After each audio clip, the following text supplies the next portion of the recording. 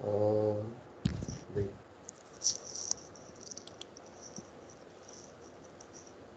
हाँ, you can do it. है ना, ये ना। तो यार फर्स्ट ऑफ ऑल नाम तो बता दूं, आई एम मोहित सिंघी और साथ में दो कोऑर्डिनेटर्स और हैं इस इवेंट के लिए, श्याम प्रसाद एंड ऋषभ बोरड। वो भी आप लोग आज है ही सही यहाँ पे। और आपके को कोऑर्डी हैं विक्रांत एन विक्रांत चौधरी और अमन मिश्रा, तो वो आया नहीं शायद अभी।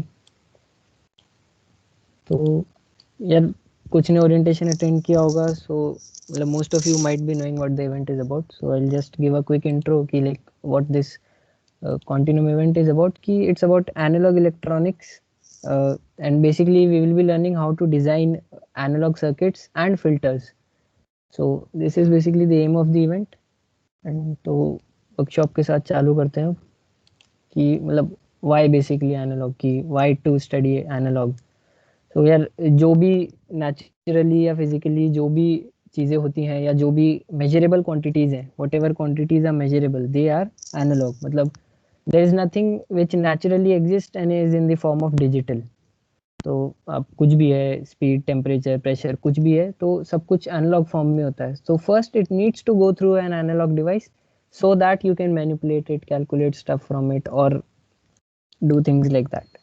अगर थोड़ा सा ग्राफिकली समझाऊं तो अपन ये कह सकते हैं कि अगर कोई भी डिजिटल डिवाइस है तो बेसिकली उसके बस दो स्टेट ऑफ रिस्पॉन्स होंगे। जैसे मान लीजिए यहाँ पे रिस्पॉन्स है उसका, और यहाँ पे अपन मान लीजिए वोल्टेज देते हैं एज ए इनपुट। से I am plotting a not gate, gates तो आपने शायद सुने होंगे।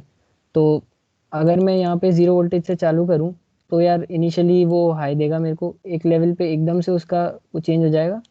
से मान लीजिए this would be something around 3 volts and this would be something around say 2 volts.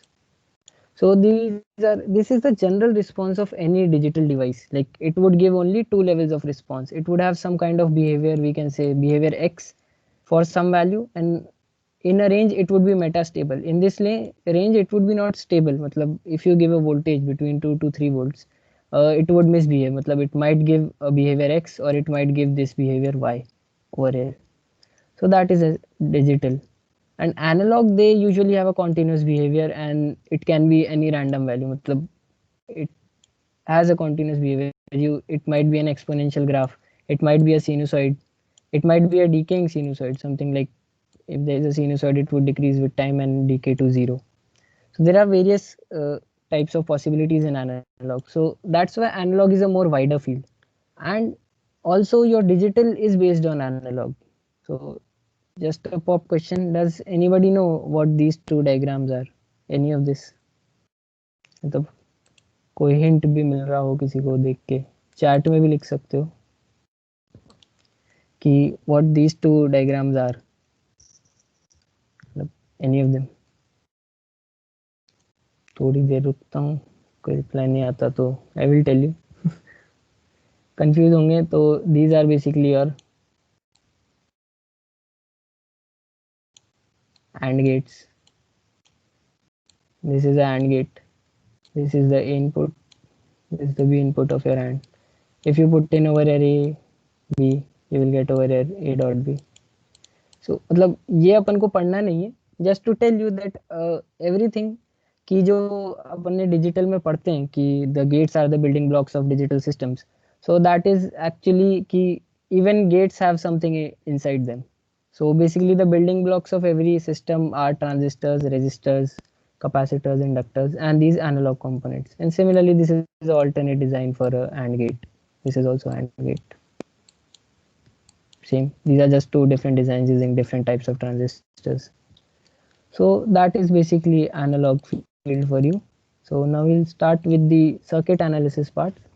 So one of the most basic circuits which we'll be encountering in our filter design parts would be RC circuits.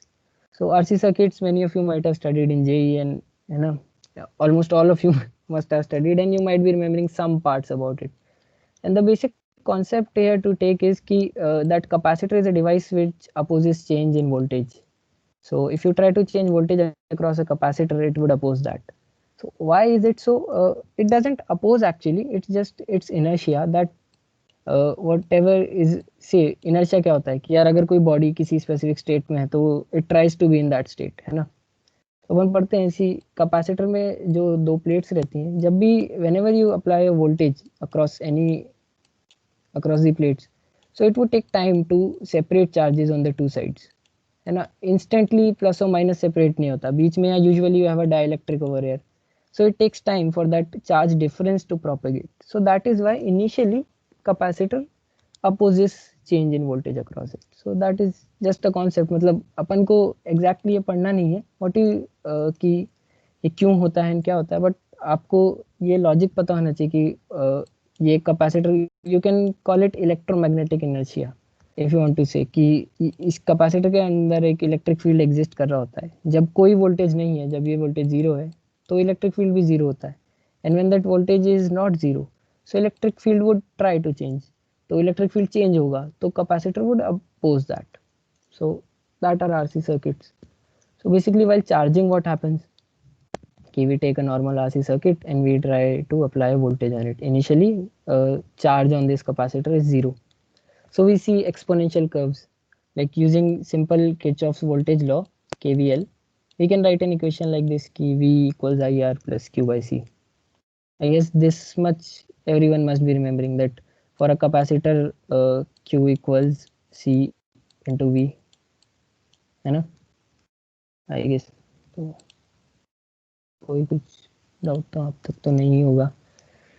So basically we solve this difference. This is a very basic differential equation. We multiply it by an integrating factor. See, like I and Q are dependent, dq by dt is equals I.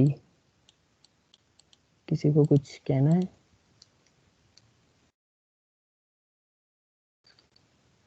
चलो full screen सही है। तो यार I equals dq by dt होता है, तो we would replace this equation over here in place of I, and we would get a differential equation. We will solve it and we will get equation for Q, something like Q would be some Q naught into 1 minus e raised to the power minus t by some RC it would be, है ना, something like that. कि it in a capacitor charge would initially be zero and it would go to a value say Q naught, which would be equal to C into V. So this all we have done. I'm just quickly going through all this because this all we have done and we need not do it anymore. Like we want to overcome this thing, like we want to solve our circuits much more easily. So first we'll revise what the traditional methods were, and then we will teach you the method to do them more quickly and more intuitively. So this is basically a general RC circuit equation for charging case, ki voltage would increase to a values whatever is this battery containing, and the current would decrease, and the current would decay. So for discharging, vice versa happens, ki just like this capacitor acts like a battery with the changing voltage. So basically this capacitor has some charge Q, and that charge Q, because of change in that charge Q, we get the current, and that's what we have over here. The I and V equations are both decaying in this case. They will both decay. Even I would decay with time. So this is all the basic stuff key. And similarly for RL, I'm just quickly going through all this, and we need to get to the main point, like what exactly you want to teach you over here. These till now we have constant V, we have constant R, constant C, everything is constant and everything is very basic. So it is just some simple KVL equations, V equals to IR, and you solve them using your differential equation, whatever you have learned in differential equation, that you multiplied by an integrating factor.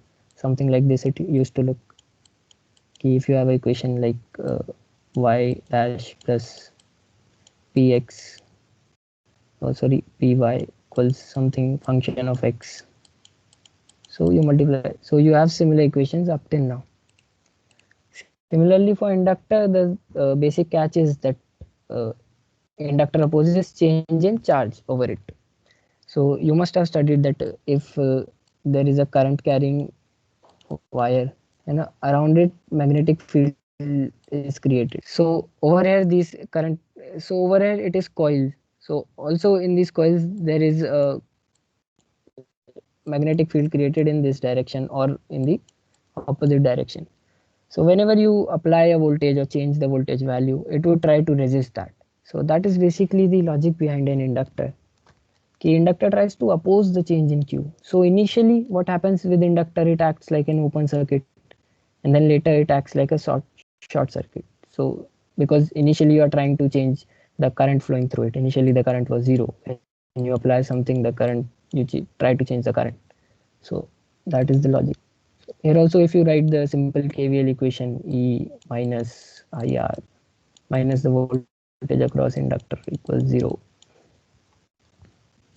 something like that. So, and then you solve that equation by using that L di by dt, EMF induced across inductor is L di by dt. When you solve, you would get again an exponential graph. Over here, the graph would be a bit different. For current, it would be exponentially increasing. And similarly for discharging, just like we did in RC, the current would be also here also it would be decaying, because it's basically that the energy stored in the inductor is getting discharged through R. So till now, this is what we all know. So now we level it up a bit. Now whatever the voltage source we have, they would be AC sources. They would have some sinusoid or cos function in them. So this would change the behavior of capacitor and inductors. So basically what will happen, किसी को doubt है क्या?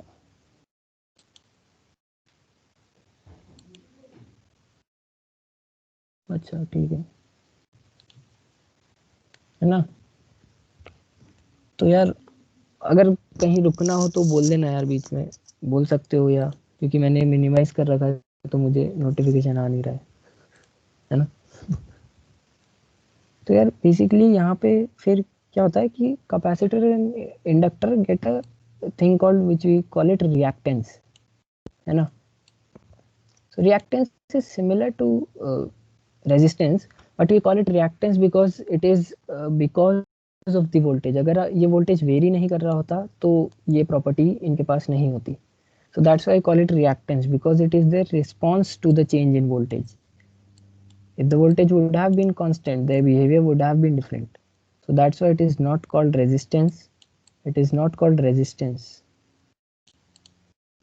They are called reactance.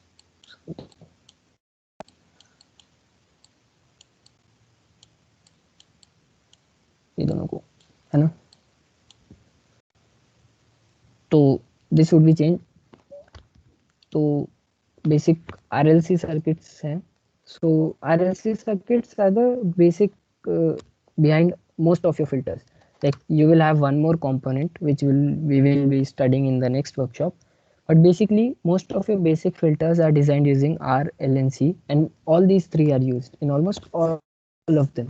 तो RLC circuits अपन साथ में पढ़ना सीखेंगे, but उससे पहले AC सोर्स के साथ जो इनका रिस्पांस है वो थोड़ा सा देख लेते हैं एक बार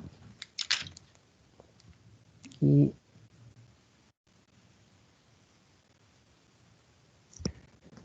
तो हाँ, एक बार अपन इनका रिस्पांस देख लेते हैं कि if in AC source, we call it AC source. AC source because it provides alternating current. It has some sine or cosine or some function like that which is sinusoidal in nature. तो यहाँ तो simple V equals to I R लगेगा अगर सिर्फ resistor है, इसमें कुछ समझाने का है नहीं. और फेज डिफरेंस कुछ नहीं होता, जो इसका फेज होगा अगर ये साइन ओमेगा टी है तो ये भी साइन ओमेगा टी होगा, करंट भी simple. But what happens with capacitor is capacitor follows this relation I equals and ये, एंड आई अभी लिखा ही था I equals D Q by D t. So what happens here कि change आ जाता है. For capacitor the charge is in phase with the voltage, but the current is proportional to the derivative of charge. तो इसीलिए अपने यहाँ पे 90 degrees का फेज डिफरेंस आ जाता है. Why is it so? because if I say कि अगर ये मेरे पास voltage है, say this is voltage, so over here its slope would be minimum and over here its slope would be maximum. So that's why and current is proportional to the derivative of charge, है ना. So over here q you can write it q as c into v, so it would be proportional to derivative of voltage. So over here derivative is minimum, that is almost zero, so my current over here would be zero, and over here the derivative is maximum, so over here my current would be maximum, and then same pattern would be repeating. So that's why this small phase difference arises over here, that is equal to 90 degree in the voltage and current. So this is basically the logic. So you would say the current leads voltage. So अब lead और lag का difference ये है कि जैसे इस diagram को अपन समझें तो लीड और लैग का मेन लॉजिक ये होता है बस कि जो आपका मैक्सिमा है वो कब अकर कर रहा है, कि करंट का जो मैक्सिमा है वो वोल्टेज के मैक्सिमा से पहले अकर कर रहा है या बाद में. तो जिसका मैक्सिमा पहले अकर करता है उसको अपन लीड करना बोलेंगे.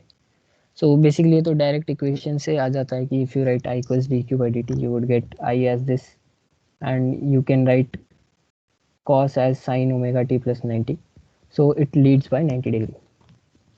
So that is basically AC source के साथ capacitor, and now AC source के साथ inductor. This follows the exactly same thing, just here the formula is V equals to L di by dt.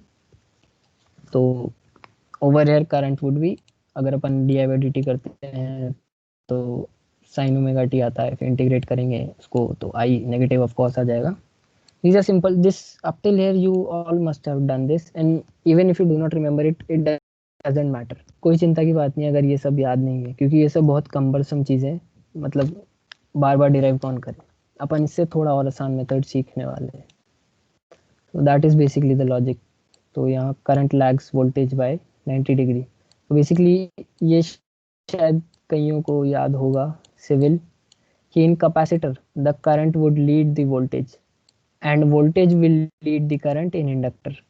So ये चीज भी याद है तो बहुत है कि in capacitor the I leads V and V leads I in inductor.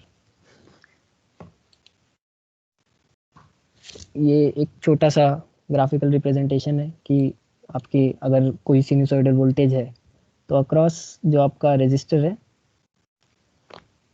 Phase difference नहीं आएगा. तो देखिए दोनों का मिनिमा साथ में है, दोनों का मैक्सिमा भी साथ में ओवरलैप कर रहा है. And this what is this phase difference thing? Phase difference is basically कि इफ देयर इज +30 तो आप ये देखेंगे कि जब t 0 है तब भी साइन के अंदर कुछ वैल्यू है. Inside sine this term is not 0, so at 0 this thing will have some value. So that is basically the means of a phase. If something has a phase, तो at 0 its value won't be 0. ऐसे इसको interpret कर सकते हैं अपन physically. This is also just another diagram, मतलब I will just explain कि अगर you if you have a capacitor and you are given a current like this, मतलब then you can plot the voltage across this, because you know civil intuitively we need to solve. We know we derive the concept over here ki like why is it leading, why is it lagging, we have this derivation all over here. So now what you need to remember is ki if I'm given the current, how will I get the voltage? I know that in capacitor what I would lead V, so I का maxima V के maxima से पहले अकर करेगा. You see I का maxima V के maxima से पहले अकर कर रहा है. So बेसिकली और मैग्नीट्यूड तो क्या होगा, v इक्वल्स आई, आर से निकलेगा v equals I into X C, that would be the magnitude. ये मैग्नीट्यूड के लिए इक्वेशन और फेज के लिए ये दोनों को कंबाइन कर देता हूँ अगर मैं, when I combine both of these I get that my voltage when my I is maximum my v would be 0 and the maximum value of my v would be 3 volts. So that is it. That is how you basically used to solve the circuits up till now. So now we introduce something called phasors. This is just all the summary of what we did till now. Here why were phasors introduced? Because up till now we had to solve this DE, various differential equations. We also applied some intuition over here, but still sometimes we might it might be lengthy at some points. अगर ये और complex I मिलता मुझे या कोई complex value होती है यहाँ पे ज़्यादा तो मेरे को दिक्कत आती.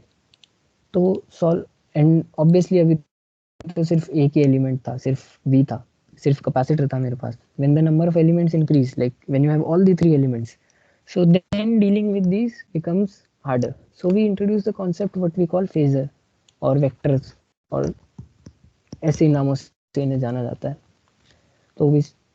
तो बेसिकली ये क्या है, अपन ने जो यहाँ पे डिराइव किया था, like what we earlier derived कि for see this civil would be with you for the entire period today in this workshop. I guess मतलब at any point if you have a doubt you must remember कि हाँ civil जैसा कुछ पढ़ा था.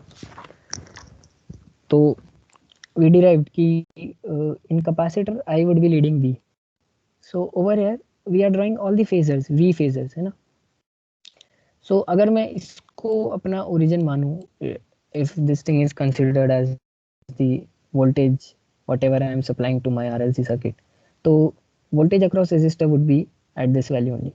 It would be in this phase only, and voltage across inductor would be 90 degrees ahead of it, and this would be 90 degrees behind this voltage across capacitor. So this is the concept of phasors, that whenever we have R, L and C in a circuit, so we will draw the phasors of VR, VL and VC like this. VR would be along the voltage whatever we have, and VL would be 90 degrees ahead of it, and VC would be 90 degrees behind it. So basically this thing, now we try to solve it more intuitively कि यार अब देखो what we did here कि first we write कि I equals dq by dt, then we get this, then we convert it to sine.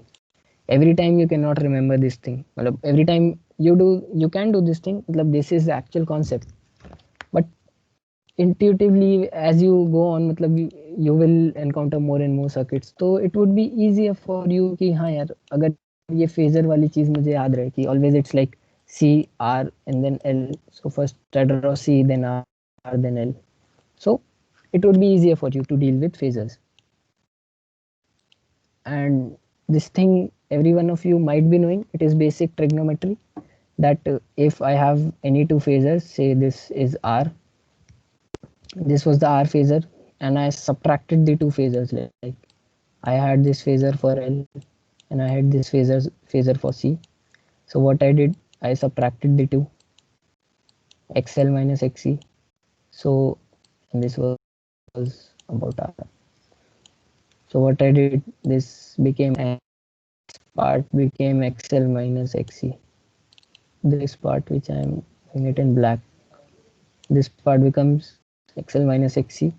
So the output whatever is their resultant would be of the three vectors, that would be basically Z equals R square plus this whatever this is, you know.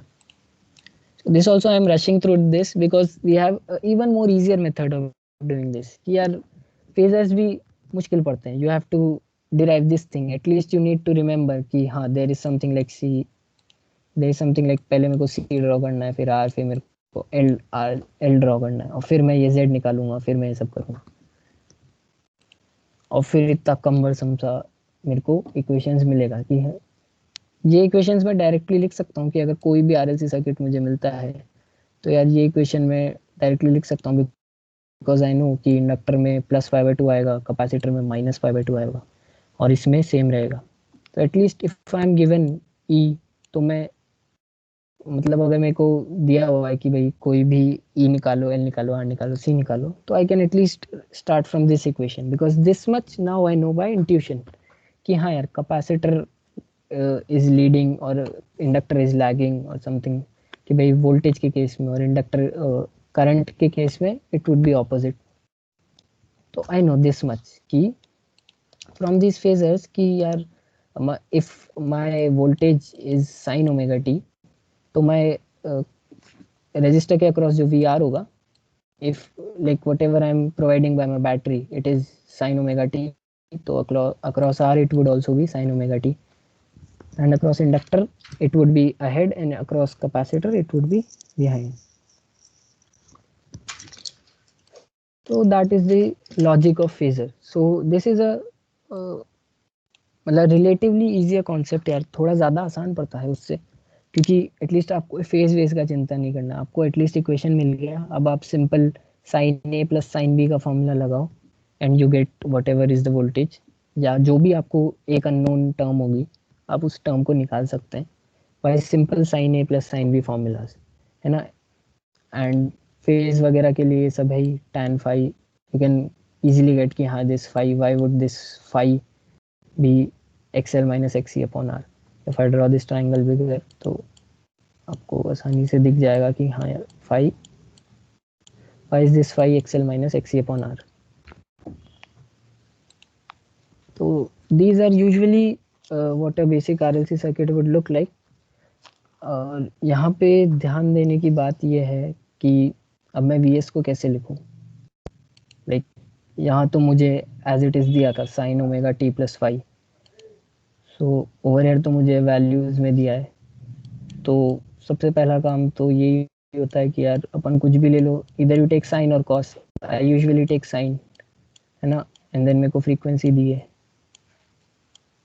तो should I take this, so this is a question to everyone कि should I take this as my Vs.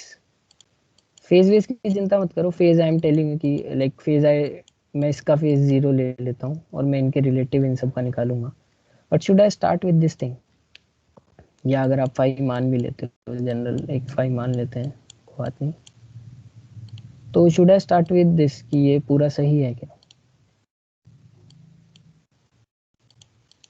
At least no भैया, frequency given not omega, हाँ बिल्कुल, मैं ये ही expect कर रहा था कि हाँ ये दूसरा भी सही है, amplitude is 100√2 as RMS is given, V is RMS, हाँ आप वो अपन बोल सकते हैं कि हाँ ये RMS है, ये भी अच्छा ऑब्जर्वेशन है, बट अगर मैं बोलूँ कि आपको ये एम्पलीट्यूड लेना था तो सही है, इसके आगे सोल्यूशन भी है इसका, चिंता मत करना, किसी को अगर समझ नहीं आया तो अपने पास सोल्यूशन है, पूरा सॉल्व करेंगे अभी, बट ये बात ध्यान रखनी होती है सर्किट्स के टाइम कि हाँ यार यहाँ मैं एज इट इज 50 नहीं लिख सकता, this is my frequency and what I need over here is omega, and omega is 2 पाई, कितना गंदा लिखता हूँ मैं, ओमेगा इज 2 पाई एफ, तो इस चीज को ध्यान रखना है ना। तो बेसिकली एक बार सर्किट अपन ने देख लेते हैं कि व्हाट वर द वैल्यूज, क्योंकि नेक्स्ट पेज पे सॉल्व करते हैं अपन, तो 0.15 100 माइक्रोफैरड एंड 12 ओम, किसी को और कुछ, तो अभी तक तो कुछ ज़्यादा डाउट आ नहीं रहे होंगे क्योंकि अपन पुराना ही रिवाइज कर रहे हैं एक तरह से। तो आपने पहले एक्सेल एक्सी लिखे, आप प्रोसीजर कुछ भी फॉलो कर सकते हो यार, मतलब but what I usually prefer is कि पहले आर जेड निकाल लिया, tan phi निकाल लिया, तो अपने लिए आधा काम तो यहीं पे ख़त्म हो गया, फिर बस ये इक्वेशन है सीधी सीधी, तो दैट्स व्हाट आई प्रेफर, और मोस्टली आपको बुक्स में भी यही प्रोसीजर मिलेगा। तो एक्सेल निकाला, Excel is 2.2 FL, you see कि अपन ओमेगा एल यूज़ करते हैं एक्सेल को, और इसको 1/ओमेगा सी, है ना, तो this is omega L one by omega C, values आपको गिवन है, no need to solve it, की मतलब किसी को करना है तो मेरे समझाने से पहले सॉल्व कर रहे हैं तो कर सकते हो, बट ये सिर्फ रिवाइज ही कर रहे हैं अपन कि अब तक क्या होता था। Basically you find z, then you have the value of z, तो then you find the magnitude of current की whatever vs, and over here directly 100 was not usually RMS, मतलब RMS होगा तो आपको मेंशन कर देंगे VRMS, बट यूजुअली अगर भी दिया तो, और वो इतना यार वो सब तो कन्वेंशन का मामला है कि यार क्वेश्चन वाला आपको क्लैरिटी देगा, यहाँ मेरा एम इस पे नहीं था ज़्यादा, कि ये अच्छी बात थी कि आपने नोटिस करा कि ये RMS हो सकता है, बट अपना यहाँ पे मेन ध्यान है कि यार फेज वगैरह निकालते टाइम अपन गलती ना करें, because that is very important when you are solving intuitively, है ना, क्योंकि फेज की गलती से आपको पूरा फर्स्ट स्टेप से सब कुछ गलत हो सकता है। अगर आप यहाँ 2 पाई एफ नहीं लेते, सिर्फ आप एफ ले लेते, तो सब कुछ गलत हो जाता है। लेकिन अगर यहाँ पे मैं 100 नहीं लेता हूँ, मतलब मैं 100√2 लेता हूँ या 100/√2 लेता हूँ, तो वो चेंजेस, मतलब वो तो कन्वेंशन पे है यार कि क्वेश्चन में मेंशन हो जाएगा। You can correct your answer later on also, कि बाद में बस एक √2 ही तो डालना है। तो फेज सबसे इंपॉर्टेंट पार्ट रहता है, उसको कभी गलत ना लें अपन। इंट्यूटिवली सॉल्व करने में फेज हमेशा गलती हो जाता है, क्योंकि लोग फेज कई बार सही नहीं ले पाते हैं फेजर से। तो बस अपने पास यार आई का मैग्नीट्यूड आ गया, तो now it is easy to find V R V L V C, क्योंकि we know R L X L and X C, और सिंपल अपन ने फाई भी निकाल लिया। अब ये बुक में कॉस फाई दिया था, तो मैंने एज इट इज़ फोटो ले ली उसकी। बाकी आप टैन फाई निकालो, साइन फाई निकालो, जो आपको कंफर्टेबल लगता हो, जो वैल्यू निकल जाए। और अगर साथ में कैलकुलेटर है तो फिर तो कुछ भी निकालो, क्या ही फर्क पड़ रहा है। तो वाई इज इट लैगिंग? अब यार देखो, यूजुअली क्वेश्चंस में ये एक काफ़ी चीज़ आ जाती है कि यार बच्चे कैलकुलेशन तो सबने कर ली। देखो इस कैलकुलेशन में कहीं मेरे को कुछ ज़्यादा मेहनत पड़ी नहीं, कैलकुलेशन तो कर ली, बट अब ये लीडिंग है या लैगिंग है, ये मैं कैसे ध्यान दूँ? तो यार अब इसके लिए बच्चे डिफरेंशियल इक्वेशन सॉल्व करते हैं। डिफरेंशियल इक्वेशन लिख देंगे। तो एक मेथड तो ये है, पहला मेथड तो क्या है, आप डिफरेंशियल इक्वेशन लिखो। आपने एक लंबी सी इक्वेशन लिखी, उसको पूरा सही से सारी कंडीशन डाल के सॉल्व किया, तो उसमें जो प्लस या माइनस साइन आया, उसके हिसाब से आपने डिसाइड किया कि लीडिंग है या लैगिंग है। और एक ये अपना मेथड है कि यार सीधे सीधे एक्सेल फर्स्ट स्टेप है, पहले आप रिएक्टेंस पे ध्यान दो कि यार एक्सेल और एक्सी निकाल लिए, और आर तो अपन को गिवन है, तो पहला चीज़ है कि रेजिस्टेंस निकाल लो। दूसरा चीज़ है वोल्टेजेस अक्रॉस एवरीथिंग निकाल लो, ये दूसरा चीज़ है। और तीसरा चीज़ है कि यार जब आपने फेज निकाल लिया, तीसरा चीज़ में फेज निकाल लिया, तो अभी लीडिंग लैगिंग के लिए अपन सीधा फेजर बना दो। तो this is what we mean by the intuitive method kind of, कि यार फेजर्स यूज़ करते हैं ना, तो ये काम आसान हो जाता है। ये जो डी सॉल्व करने वाला पार्ट होता है ना, कि यार डी सॉल्व करो, पूरा डिफरेंशियल इक्वेशन सॉल्व करके साइन निकालो, वो सब काम खत्म हो जाता है। सिंपल आपके पास 3 के मैग्नीट्यूड है ना। तो अब एक्सएल माइनस एक्सी आपको तो दिख ही रहा है कि यार जब X L minus sorry V R minus V C, sorry क्या V L minus V C, V L minus V C जो होगा उसका मैग्नीट्यूड क्या होगा, क्योंकि फेज आपको पता है कि दोनों 90 डिग्री से डिफर कर रहे हैं, वी एल और वी सी। तो वी एल माइनस वी सी का मैग्नीट्यूड आपको पता पड़ गया, और उसका डायरेक्शन भी पता है आपको। और वी आर तो आपको पता ही है कि अपन नॉर्मल 0 पे लेते हैं, तो आपने बना दिया कि यार ये रहा मेरा वी आर और ये रहा मेरा वी एल माइनस वी सी। तो आपको ये कैलकुलेट करने की भी जरूरत नहीं है, सीधा मतलब आप यहीं वाले पे टैन वैन वाला फॉर्मूला लगा के सीधा फेजर से आपको डायरेक्टली 5 भी मिल जाएगा, डायरेक्टली 5 भी मिल जाएगा, और आपको आपके रिजल्टेंट का मैग्नीट्यूड वगैरह भी मिल जाएगा। And even you can verify कि हाँ यार ये जो ट्राइंगल बना है मेरा, इससे मेरा ट्राइंगल सेटिस्फाई हो रहा है, इस एंगल से ये वैल्यूज आ रहे हैं। उल्टा केस भी हो सकता है कि यार you are given the phi and V S and you are asked to find these values, तो always making this triangle is very easier for you, कि यार आप वेरीफाई कर सकते हो हर चीज़ को। This is up till now जो अपन JEE में जिस पार्ट का अपन इंट्रो ले चुके हैं या अपन अब तक फिजिक्स में पढ़ चुके हैं। यार 1 मिनट रुकना, मैं चार्जर लगा लूँ।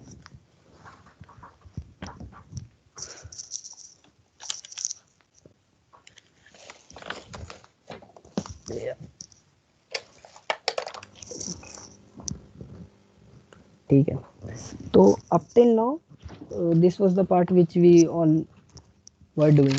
तो यार अभी तक में सबसे आसान पार्ट ये था कि हाँ यार फेजर, इससे ज़्यादा मैं आसान नहीं कर सकता। अभी तक तो अपने पास ये था कि यार एटलीस्ट इतना तो आपको सॉल्व करना ही है, और कहीं ना कहीं आपको डीई का डिफरेंशियल इक्वेशन का ज़रूरत पड़ सकता है अगर आप कुछ भी भूलते हो तो अब यार ये थे अपने ट्रेडिशनल मेथड। अब अपन एक नया मेथड सीखेंगे which we call Laplace transform. Like just now आपने कॉमनेट की वर्कशॉप करी होगी, ठीक है चलो। हाँ डाउट्स आंसर कर, कोई पूछ भी सकता है, मतलब डाउट्स अगर ऐसे।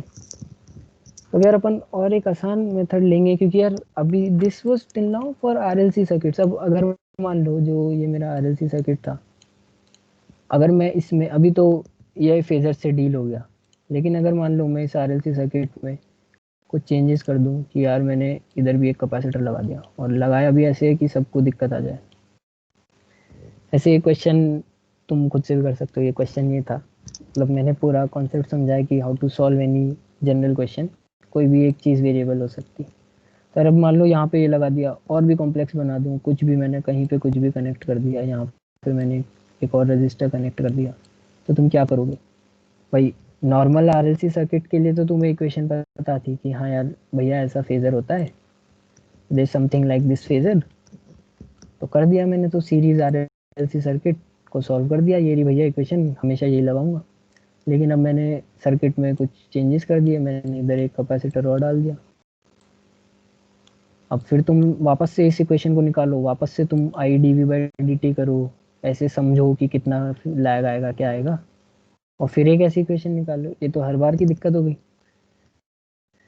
तो यार ये तो काफ़ी कम्बरसम प्रोसेस है। तो इसीलिए ये सब ट्रेडिशनल मेथड जो है कि यार डिफरेंशियल इक्वेशन सॉल्व करो, फेजर लगाओ, और इसमें डिफरेंशियल इक्वेशन सॉल्व करते टाइम पार्शियल फ्रैक्शन यूज़ होता था, याद हो तो, किसी को नहीं हो तो कोई बात नहीं। अब यार नया मेथड अपन लाते हैं कि यार लाप्लास। लाप्लास क्या कहता है? It's just like a multiplication table. Laplace ने क्या किया, जैसे जब भी आपको क्या करना होता है 6 × 8 करना होता है, तो आप क्या करते हो, 8 बार जोड़ने थोड़ी बैठ जाते हो, 6 + 6 + 6, नहीं ना, आपको एक टेबल याद है, 1 से लेकर 10 तक तो सबको याद होगी इसी, यार ज़्यादा भी हो तो अच्छी बात है, तो एटलीस्ट यहाँ तक सबको याद है, तो सीधा आदमी लिख देता है कि यार 48। और मान लो अब मैं आपको बोलूँ 16 × 18 करो, तो आप क्या करते हो यार, 6 8 तो मुझे याद है, तो अब मैं डिजिट बाय डिजिट जाऊँगा कि भाई मैं हाँ ऐसे करते करते, और फिर मैं पूरा सॉल्व कर लूँगा कि भाई मैंने निकाल लिया 288, जो भी आ रहा है आंसर आ गया, ठीक है। तो आपने क्या करा कि आपको एक टेबल याद थी और एक कॉन्सेप्ट याद था कि यार टेबल में ये होता है और ये चीज़ें ऐसी ऐसी चीज़ें होती हैं, उनको मैंने जोड़ दिया। तो लाप्लास भी वही करता है, उसने एक टेबल डिफाइन करी है, उस टेबल को यूज़ करके आप इन इक्वेशंस को और क्विकली सॉल्व कर सकते हो। उसने हर एक जनरल केस के लिए, मतलब लाप्लास से आदमी था, बट लाप्लास ट्रांसफॉर्म को आप यूज़ कैसे करते हो मैं बस वो बता रहा हूँ, अब कॉन्सेप्ट पढ़ेंगे उसका। ऐसी एक टेबल सी है जिसको आप यूज़ करके इन्हें काफ़ी आसानी से यूज़ कर सकते हो, मतलब सॉल्व कर सकते हो। तो यार टेबल कहाँ से आई, कैसे आई, क्यों आई, तो वो सब अभी आंसर करेंगे। अभी तक तो कोई ज़्यादा बड़े डाउट्स नहीं है ना किसी को?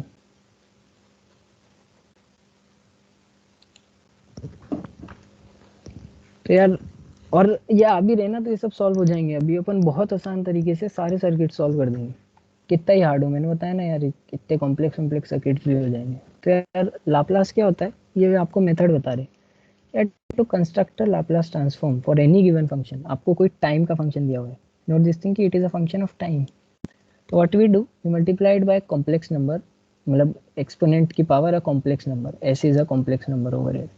एस क्या है, अपन ने ऐसी एक डोमेन डिफाइन कर दी है, डिफाइन कर दिए भैया, कंफ्यूज हो रहे हो कोई तो ऐसे समझो, जैसे यार तुम्हारे कोऑर्डिनेट्स होते हैं, ठीक है, कोऑर्डिनेट्स एक अपने में डायमेंशन है कि भाई हाँ एक्स वाई जेड डायमेंशन है। क्या मैं एक नई डायमेंशन डिफाइन नहीं कर सकता अपने से? अपन कई बार चीज़ें डिफाइन करते हैं कि यार मैंने एक आर डिफाइन कर दिया, आर की वैल्यू है कि भाई √(x² + y²), समझ गए ना, ऐसे करके +z² करके यार मैंने एक आर डिफाइन कर दिया। क्योंकि जैसे मान लो मैं इलेक्ट्रिक फील्ड्स को स्टडी कर रहा हूँ और यहाँ मेरा एक चार्ज रखा हुआ है ना, यहाँ मेरा एक चार्ज रखा हुआ है क्यू, मैं इलेक्ट्रिक फील्ड स्टडी कर रहा हूँ, तो यार मुझे सिर्फ ये मतलब है कि इलेक्ट्रिक फील्ड से डिस्टेंस कितना है। मुझे हमेशा ये नहीं चाहिए कि मुझे एक्स पता हो, वाई पता हो, जेड पता हो, मुझे आर बता दो, सिंपल एक चीज़, मैं कर दूंगा सारा सॉल्व। तो दैट, तो इसीलिए अपन अपने आसानी के लिए कई बार कुछ नई चीज़ें डिफाइन करते हैं।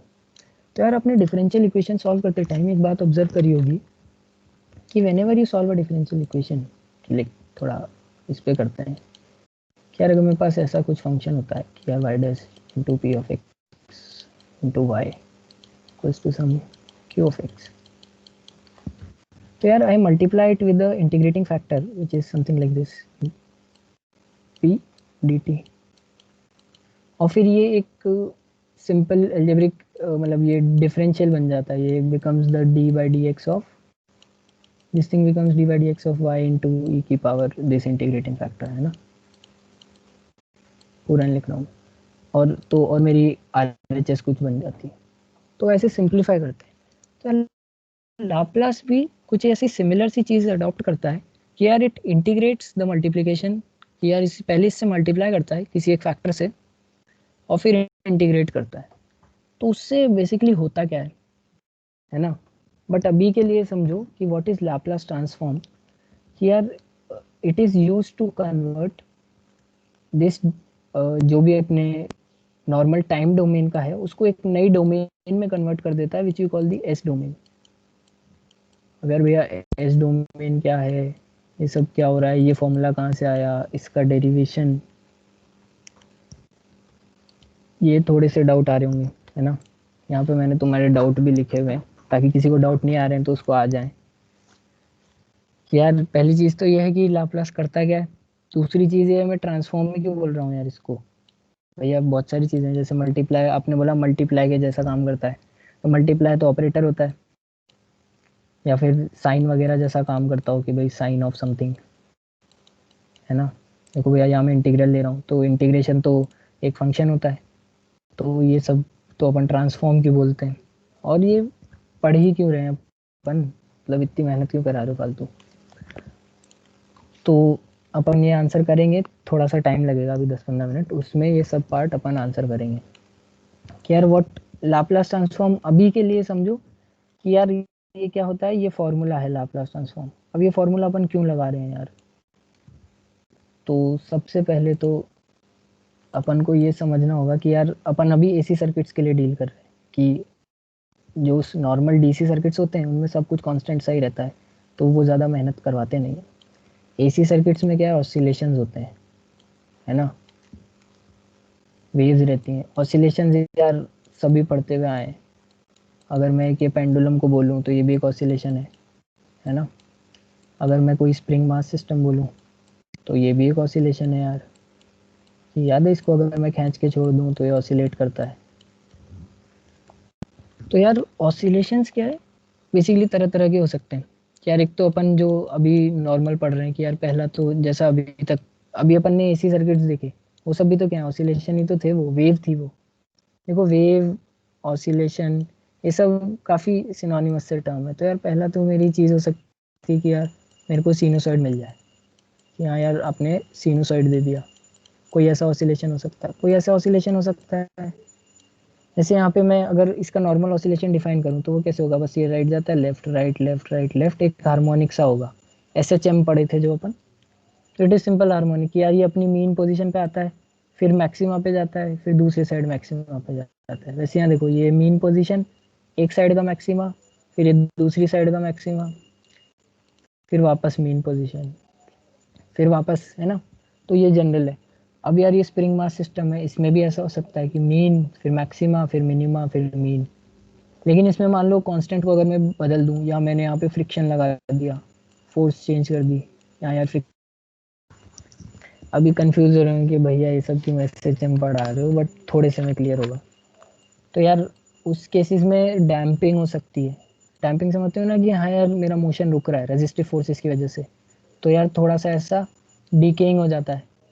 इसको अपन बोलते हैं डीकेइंग सिनुसॉइड या डैम्प्ड सिनुसॉइड, है ना। डैम्पिंग हो सकता है।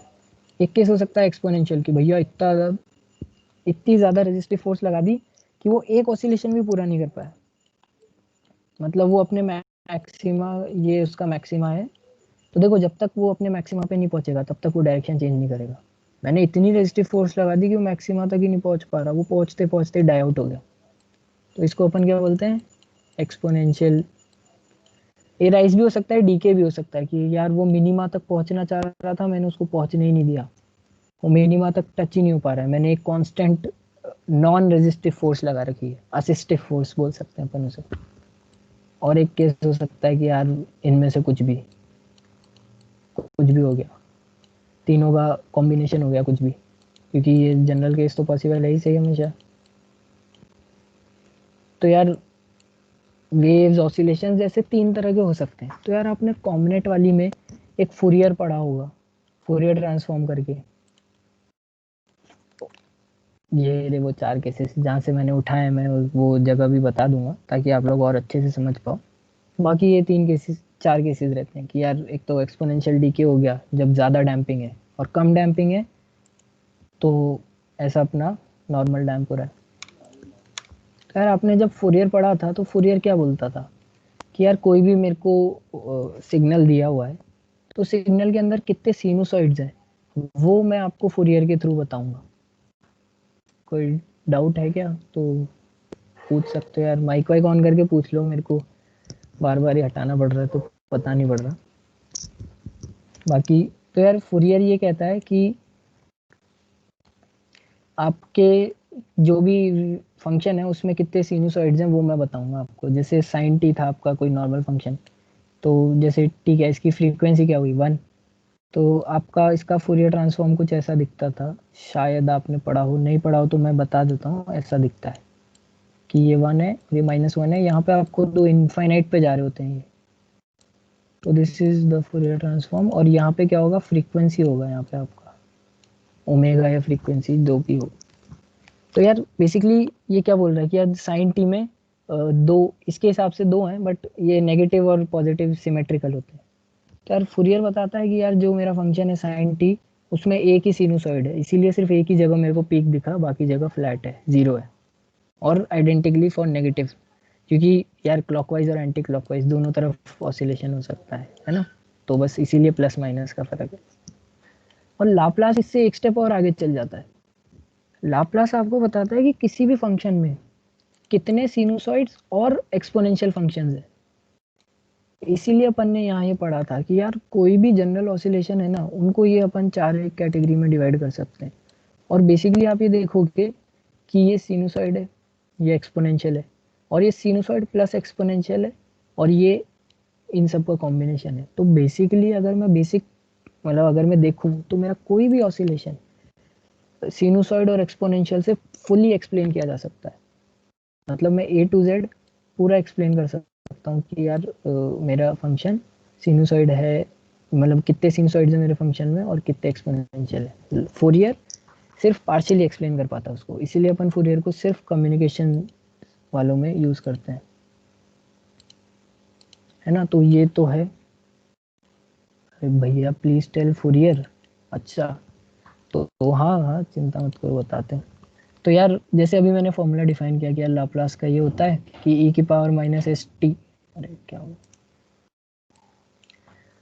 तो यार आप ये देखोगे एस, और फॉर्मूला एक बार दिखा देता हूँ दोबारा किसी को याद ना हो तो, एफ टी ई की power minus S T D T का इंटीग्रल कर रहा हूँ मैं, और ये लिमिट्स देखो 0 से इन्फिनिटी है ना।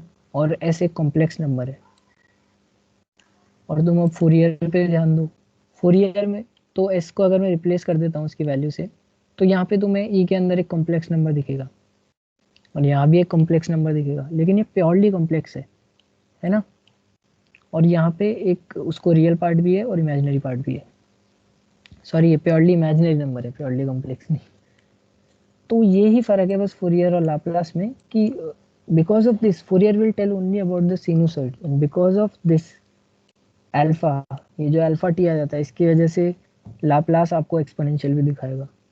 अब भैया ऐसे क्यों हो रहा है, तो अपन इसको थोड़ा डायग्राम से समझते हैं कि यार मैंने क्या करा, मैंने एक फंक्शन लिया e की power minus T sine T, और मैंने उसको प्लॉट कर दिया ठीक है यार। तो ऐसा कुछ आएगा, उसका 3D प्लॉट है। इस एक्सिस पे आपको मिलेगा अल्फा, इस एक्सिस पे आपको दिखेगा आई ओमेगा, और ये है मेरी फोरियर की वैल्यू, है ना, सॉरी लाप्लास की वैल्यू, सॉरी लाप्लास प्लॉट किया तो 3D है। तो अब यार मैं किसी एक पर्टिकुलर अल्फा पे अगर इसको कट करूंगा इस 3D को, तो मुझे फोरियर मिलेगा। तो यार ऐसा कैसे, ये देखो इसमें देखो कि यार बस मैंने डिफरेंस क्या पॉइंट आउट किया कि यार बस ये यहाँ अल्फा और इसका डिफरेंस है कि यार यहाँ अल्फा है या अल्फा नहीं है। तो आप अगर मैं ई की पावर माइनस अल्फा टी को बाहर निकाल लूँ और एक्स टी के साथ मर्ज कर दूँ यहाँ पे, तो तुम ये देखोगे ना कि यार ये तो क्या है भैया, अगर मैं इसको एक फंक्शन बोल दूँ अलग से, तो यार एक्स एस इक्वल टू ये और इंटू ये तो भैया फोरियर ही हो गया कि Laplace transform of x T is the Fourier of x T into की पावर माइनस अल्फा टी। और फोरियर क्या करता है, मेरे को सिनुसॉइड्स बता देता है उसके अंदर के, ये कैसे होता है ये भी थोड़ा सा अपन समझेंगे।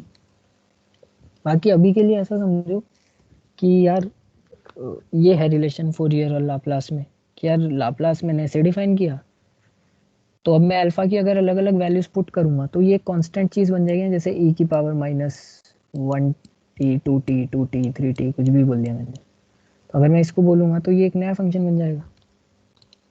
तो इसीलिए अगर विजुअली आपको समझना है फुरियर से रिलेट करके तो कि यार क्यों ये फुरियर से एक स्टेप आगे है, तो आप ऐसा समझो कि यार ये जो अल्फा वाली एक्सिस है ना, इस पे मैं ये बता रहा हूँ कि अल्फा वाली एक्सिस से आपका जितना दूर होगा ग्राफ उतना जल्दी डीके करेगा। यार ये तो डीके कांस्टेंट नाम तो सबने सुना होगा शायद, अपन ने कहीं रेडियो एक्टिविटी में पढ़ा है, याद है जेई के टाइम अपन ने फिजिकल केमिस्ट्री में पढ़ा था रेडियो एक्टिविटी कि डीके कांस्टेंट ई की power alpha into some tie वगैरह रहता था। किसी को याद नहीं भी आ रहा हो तो यार यही बस एक लौता रिलेशन है जो अपन डीके के नाम पे पढ़े हैं आज तक, तो मैं उसी से रिलेट करने की कोशिश कर रहा हूँ कि यार तुम ये देखो ना, अल्फा जितना बड़ा होगा उतना जल्दी ये फंक्शन डीके करेगा, है ना। अल्फा अगर छोटी सी वैल्यू है तो यार ये धीरे धीरे जाके डीके करेगा, अगर अल्फा बहुत बड़ी वैल्यू है तो फटाक से डीके करेगा। तो दिस इज बेसिक। तो ऐसा है कि यार लाप्लास में अल्फा वाली जो एक्सिस है वो ये बता रही है कि आपका डीके कितनी जल्दी हो रहा है, और ये उल्टा भी हो सकता है, अल्फा अगर नेगेटिव हुआ तो माइनस अल्फा क्या पॉजिटिव हो जाएगा, तो डीके की जगह राइज हो जाएगा, है ना। तो इसलिए जो अल्फा वाला पार्ट होता है ना यार, वो आपको एक्सपोनेंशियल जैसा नहीं लग रहा आपको कि यार भैया डीके हो रहा है, तो डीके तो एक्सपोनेंशियल डीके ही रहता है। तो अगर मेरा या तो ऐसे राइज हो रहा है एक्सपोनेंशियल या एक्सपोनेंशियल डीके हो रहा है, तो ये मेरा अल्फा वाली एक्सिस मुझे बता रही है, जो मेरे फोरियर में ये अल्फा वाला पार्ट है ना, वो मुझे बता रहा है कि यार एक्सपोनेंशियल डीके या एक्सपोनेंशियल राइज वाले फैक्टर्स क्या हैं मेरे फंक्शन में। और जो आई ओमेगा वाला पार्ट है वो तो यार अपन को बताता ही है कि कितने साइन और कितना सिनुसाइड है इसमें, और ऐसा वो क्यों बताता है।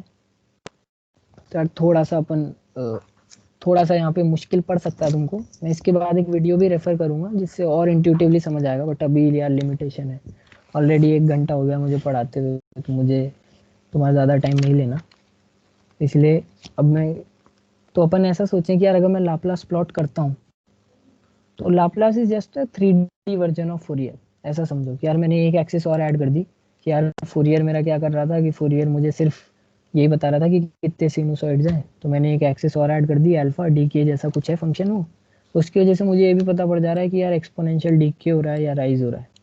तो मेरे को अपने फंक्शन के दोनों पार्ट्स पता पड़ जा रहे हैं कि मेरे फंक्शन में क्या क्या चीज़ें हैं क्या क्या चीज़ें नहीं है। तो अगर मैं इस 3D प्लॉट को लेता हूँ और इसको किसी जगह पे काटता हूँ, मान लो मैंने यहाँ पे काटा है किसी जगह पे एक प्लेन में इससे कट करता हूँ and it this place alpha has some value, तो ये जो तुम्हें प्लॉट दिखेगा ना, ये देखो ये ऐसे 2 बम्प से दिख रहे हैं, तो ये तुम्हारा फोरियर होगा। अगर तुम देखते हो इस पॉइंट पे, अगर तुम फोरियर निकालना चाहोगे इस फंक्शन का एक्स टी इंटू ई की पावर अल्फा टी, तो वो कुछ ऐसा दिखेगा। तो Laplace is just a 3D visualisation of Fourier. और एक पॉइंट की बात की यार भैया, जब अगर मान लो ये alpha equals negative of this हो जाता है, तो जैसे मैंने फंक्शन लिया था, देखो इस फंक्शन में एक मेरा एक एग्जांपल समझते हैं कि अगर मैं इसको प्लॉट करूँगा तो यार ये फंक्शन है कि माइनस टी साइन टी, तो मैं इसको प्लॉट करता हूँ ना, तो ये इसी फंक्शन के प्लॉट्स हैं तीनों। तो यार जब मैं अल्फा को यहाँ पे माइन और इसका मैं लाप्लास प्लॉट किया और अल्फा को -1 डालूंगा, तो तुम ये देखो ये दोनों टर्म्स कैंसिल हो जाती है, माइनस अल्फा टी और ये वाली, क्योंकि ये माइनस अल्फा क्या हो जाता है, अल्फा अगर -1 है, अल्फा इक्वल टू -1 पे प्लस टी हो जाएगा, माइनस टी दोनों कैंसिल, है ना। तो दोनों कैंसिल हुए तो मेरे पास क्या बचा, सिर्फ साइन टी बच गया मेरे पास, ये दोनों तो हट गए, ये भी हट गए ये भी हट गए, तो ये देखो प्योरली सिनुसॉइडल फंक्शन आ गया। तो एट दिस वैल्यू तो आपको इससे 2 चीज़ें पता पड़ती हैं कि एट दिस वैल्यू, एक तो आप अगर ग्राफ देखोगे तो ऐसा होगा 2 पीक्स दिखेंगे आपको, एक -1 पे, एक -1 पे पीक दिखेगा, एक 1 पे पीक दिखेगा। तो एक चीज़ इससे क्या पता पड़ती है, ग्राफ से आप ये पता कर सकते हो कि 1 और -1 आ रही है ओमेगा की वैल्यू, तो यानी इसमें एक सिनुसॉइड है जिसकी फ्रीक्वेंसी 1 है, और अल्फा इक्वल टू -1 पे ऐसा अकर हो रहा है। This is the main part कि यहाँ पे फूरियर से अलग हो जाता है लाप्लास कि यार अल्फा इक्वल टू -1 पे ऐसा हो रहा है। देखो ये प्लॉट्स आपको सॉफ्टवेयर वगैरह से करने पड़ेंगे या इंटरनेट पे कैलकुलेटर से, ये आप खुद से नहीं कर सकते हो, है ना। तो उसके बारे में चिंता मत करो, ये सब अपन को बस समझना है कि यार how does it add one extra dimension to Fourier. तो एक्सपोनेंशियल जो है अल्फा इक्वल टू -1 पे ऐसा कर हो रहा है, तो यानी कि इसमें एक कंपोनेंट होगा और उसकी फ्रीक्वेंसी -1 होगी। तो आप यहाँ देख सकते हैं कि एक एक्सपोनेंशियल कंपोनेंट है और उसकी फ्रीक्वेंसी -1 है। तो दिस इज बेसिकली कि, और अगर आपको ये पूरा समझना है जो भी मैं समझाया, तो ये रहा वीडियो का लिंक, यहीं से उठाया हूँ मैं भी और उसको थोड़ा आसानी से समझाने की कोशिश की है। तो यार अपने 3 सवाल थे ना कि करता क्या है और ट्रांसफॉर्म क्यों बोलते हैं और ये बेटर क्यों है। अभी भी अपन को थोड़े आंसर बच रहे हैं कि यार बेसिकली अभी अपन इस बात में क्यों करता क्या है, वो क्या करता है टाइम डोमेन को एक एस डोमेन में कन्वर्ट कर देता है। ये एक अलग डोमेन है, ये टाइम डोमेन है। तो ये सब ट्रांसफॉर्म पेयर ये सब उस इक्वेशन से निकाला हुआ है ना, वो जो इक्वेशन दिखाई थी ना ऊपर, दिस इक्वेशन, इस पे से आया अपना सब कुछ। तो ये अपन ने टेबल बना दी ताकि यार आसान हो जाए, जैसे मल्टीप्लिकेशन टेबल बनाई ना, आप वैसे निकाल तो सकते हो 1 से लेकर 10 तक की मल्टीप्लिकेशन टेबल, लेकिन अपन को 10 तक की याद है। तो अपन ने इसलिए कुछ एक चीज़ें, ये कुछ बेसिक हैं जो याद कर लेते हैं अपन कि यार ठीक है, कुछ एक बेसिक फंक्शन है जिन्हें अपन याद कर लेते हैं and then will derive the rest. तो अब ये करता कैसे कि यार लाप्लास जो भी कर रहा है तो उसका एक समझने के लिए अपन ये बोल सकते हैं कि लाप्लास एक्चुअली आपके डिफरेंशियल इक्वेशन को सिंपल अलजेब्रिक इक्वेशंस में कन्वर्ट कर रहा है। वो कैसे कि यार अभी मैंने ये टेबल दिखाई आपको, ये फॉर्मूला डाल के सब कुछ निकाला हुआ है। तो इस टेबल में आपको सब कुछ मिलेगा, यू टी का 1/s, इसका ये, इसका ये। तो यार मैंने कोई फंक्शन ले लिया नॉर्मल एक्स टी और उसका मैंने लाप्लास मान लिया, कुछ होता है वाई एस होता है, कुछ भी एक्सेस होता है मान लिया। तो जो एक्स डैश का होगा ना लाप्लास, उसी को वापस से वही मैं इंटीग्रेशन वाली इक्वेशन में एक्स डैश टी डालूंगा और सब करूंगा और निकालूंगा, तो ये वैल्यू आती है और एक्स डबल डैश की ये आती है। तो अगर आपको कोई भी एक जनरल डिफरेंशियल इक्वेशन दी है ना, ये तो नोट वाला पार्ट है। तो यार अगर ये मेरे को जनरल डिफरेंशियल इक्वेशन दी है तो मैं क्या करता हूँ, दोनों साइड लाप्लास ले लेता हूँ। This is how we solve using Laplace.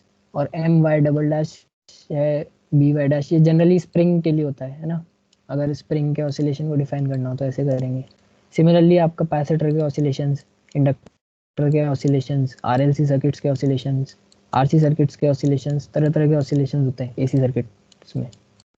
किसी को भी डिफाइन करना हो तो जनरली ऐसा कुछ इक्वेशन हो। जब आप लाप्लास दोनों साइड लेते हैं और कॉन्स्टेंट्स को बाहर निकाल सकते हैं अपन, ये लाप्लास का प्रॉपर्टी होता है, मैं और डिटेल में बताऊंगा प्रॉपर्टी। और ये तीनों अपन ने जो टेबल में से उठाई हैं चीज़ें, तो आप देखोगे कि एक वाई एस बाहर निकल आएगा, the Laplace transform of why would come out common. और यहाँ पे आपको सिर्फ एक क्वाड्रेटिक, क्यूबिक, बाई क्वाड्रेटिक ऐसी कोई इक्वेशन मिलेगी इक्वल टू एक्सेस। तो आप समझ रहे हैं कि आपको अगर एक्सेस गिवन है तो वाई एस आ जाएगा, वाई एस गिवन है तो एक्सेस। सिंपल एक लीनियर इक्वेशन हो गई, V equals I R. whenever you apply it in a circuit, no, most probably you will get over here a quadratic or a cubic। उससे ज़्यादा usually नहीं आती है, बट आएगी तो भी टैकल हो जाती है। यूजुअली आप v equals to I R की फॉर्म में आपको इक्वेशन मिल जाएगी। देखो we started with the differential equation and just by applying transform we get v equals to I R, basic equation. So this is what we will be doing in Laplace. तो यार ये आपके answer हैं कि Laplace क्या करता है। तो दो काम है कि जो भी आपका कैलकुलस वाला लोड है, ये सब इसको सिंपल अलजेब्रिक इक्वेशन में कर देता है कन्वर्ट, और आपके डोमेन ट्रांसफॉर्म कर देता है। और ट्रांसफॉर्म कर रहा है इसीलिए ट्रांसफॉर्म बोलते हैं। और बेटर क्यों है, क्योंकि यार काम आसान कर रहा है तो बेटर ही है ना, किसको ज़्यादा काम करना है। ये आपके दो छोटे से थ्योरम है जिनको शायद आप अभी ना समझ पाओ, पर अगले डेरिवेशन में आपको शायद समझ आ जाए। तो just read it for once, जब तक देख ले तो खुदा वक्त नहीं है किसी को। हाँ अच्छा, ये कैपिटल एल और एस। हाँ यार देखो मैं क्या करूँ, देखो अपन in continuum we will be only using Laplace at places. तो यार मैं क्या सब कुछ तो मैंने हाथ से नहीं लिखा है, इसमें से सब कुछ, तो these two would be used interchangeably, है ना। मतलब कुछ एक डेफिनेशंस में ये जो एफ एस है, this is the Laplace transform, और मेरी आदत है एल लिखने की, तो यार आपको थोड़ा सा यहाँ पर डिस्क्रिपेंसी कुछ एक जगह मिल सकती है, बट वो चिंता मत करिए, फोरियर कहीं भी यूज नहीं हो रहा है। फोरियर सिर्फ आपको एक्सप्लेन करने के लिए मैंने टर्म बोली है एक जगह। Fourier is nowhere used in circuit analysis, circuits analyse नहीं किए जा सकते हैं फोरियर को यूज करके, मतलब बहुत स्पेशल सर्किट्स को ही किया जा सकता है। Everywhere you apply Laplace, everything is Laplace, Fourier is a special case of Laplace, तो ऐसा भी नहीं है कि कुछ गलत कर रहे हैं अपन। तो this is a theorem, initial value theorem. ये बेसिकली आप इस थ्योरम में दो बात ध्यान रखो कि यार ये एस डोमेन और टी डोमेन को रिलेट कर रहा है।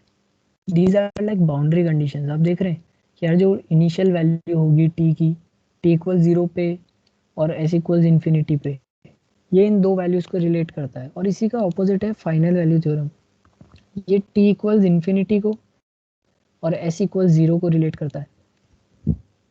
कैसे कर रहा है, क्यों कर रहा है, क्या हो रहा है ये भैया कुछ समझ नहीं आ रहा, तो आगे थोड़ा सा अपन समझेंगे इसको, और शायद यही लास्ट पार्ट होगा बस इसको समझना कि यार what is this Laplace doing, और इसी के थ्रू मैं आपको सारे सर्किट सॉल्व करना सिखा दूंगा। तो बस ये बात अभी अगली कुछ स्लाइड्स में अगर आपको कहीं भी ऐसा कोई फंक्शन दिखे तो यार पॉइंट आउट करना, एस, एफ एस और एफ टी कहीं भी रिलेट होते हुए दिखे आपको कि यार S into F S, this F can be L, है ना, it can be L of S, किसी जगह पे एक्स ऑफ एस भी हो सकता है। देखो ये सिर्फ ऐसा कोई स्टैंडर्ड नोटेशन नहीं है यार, अपन कुछ भी ले लेते हैं ना। मैं तुम्हें बोलूँ कोई कांस्टेंट अज्यूम करो तो you can assume A, you can assume M, you can assume N, तो वैसे ही है ना। तो यार जैसे अपन ने पहले इंडक्टर, कैपेसिटर, रेजिस्टर के लिए अपन ने वो पूरे सर्किट्स निकाले थे कि यार ये मेरी एक एसी सोर्स, और इधर अगर मैंने इंडक्टर लगा दिया, कैपेसिटर लगा दिया, तो फिर क्या आएगा वैल्यूज। तो लाप्लास क्या करता है, ये सब कमरसम काम हटा देता है। लाप्लास क्या बोलता है, आपका वी कुछ भी हो, हटाओ उसको, मेरे को फर्क ही नहीं पड़ता वी से, मैं आपको रजिस्टर है ना उसको एक चीज में कन्वर्ट करके दे रहा हूँ। जैसे टेबल है ना, तो रजिस्टर, मान लो ये चीज मेरे रजिस्टर का फंक्शन है, मैं उसको एक फंक्शन में कन्वर्ट करके दे रहा हूँ, आंख बंद करके इस फंक्शन को कहीं भी लगा दो। You are given a function about your resistance, I will convert it into something in S domain and you use it everywhere anywhere, everywhere this would be the same result. कहीं भी use करो register को, वो हमेशा ऐसा ही रहेगा। आगे inductor, तो यार रजिस्टर के लिए तो बहुत ही आसान है, you write v equals I R and then you take the Laplace on both sides, है ना। So you get vs r is, see whatever this v of s ना, this is the Laplace transform. I'm not going into detail कि what would be the Laplace transform, what is the value, वो यहाँ से देखना है। मान लो अगर मेरा v ये गिवन होता तो vs मेरा ये होता, गेटिंग माय पॉइंट नो। अगर ये vt है तो दिस वुड बी vs, ये है बात। तो ऐसे ही मेरे को टेबल तो पूरी दी हुई है, तो इसीलिए यहाँ पे अपन कुछ ज़्यादा निकालेंगे नहीं। तो it's like v equals to r is।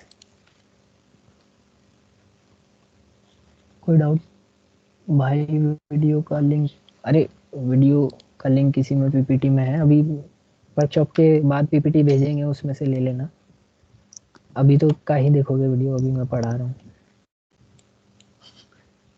और इसके बाद वाला डाउट क्या था? कैपिटल एल, है ना, ठीक है। और भी डाउट हो तो पूछते रहना, मैं बीच बीच में देख लूंगा। तो यार कैपेसिटी रजिस्टर के लिए तो भैया कुछ समझ ही नहीं आया, ये तो बहुत ही आसान सा ही क्या है, आपने V S R I S कर दिया, मतलब अरे हाँ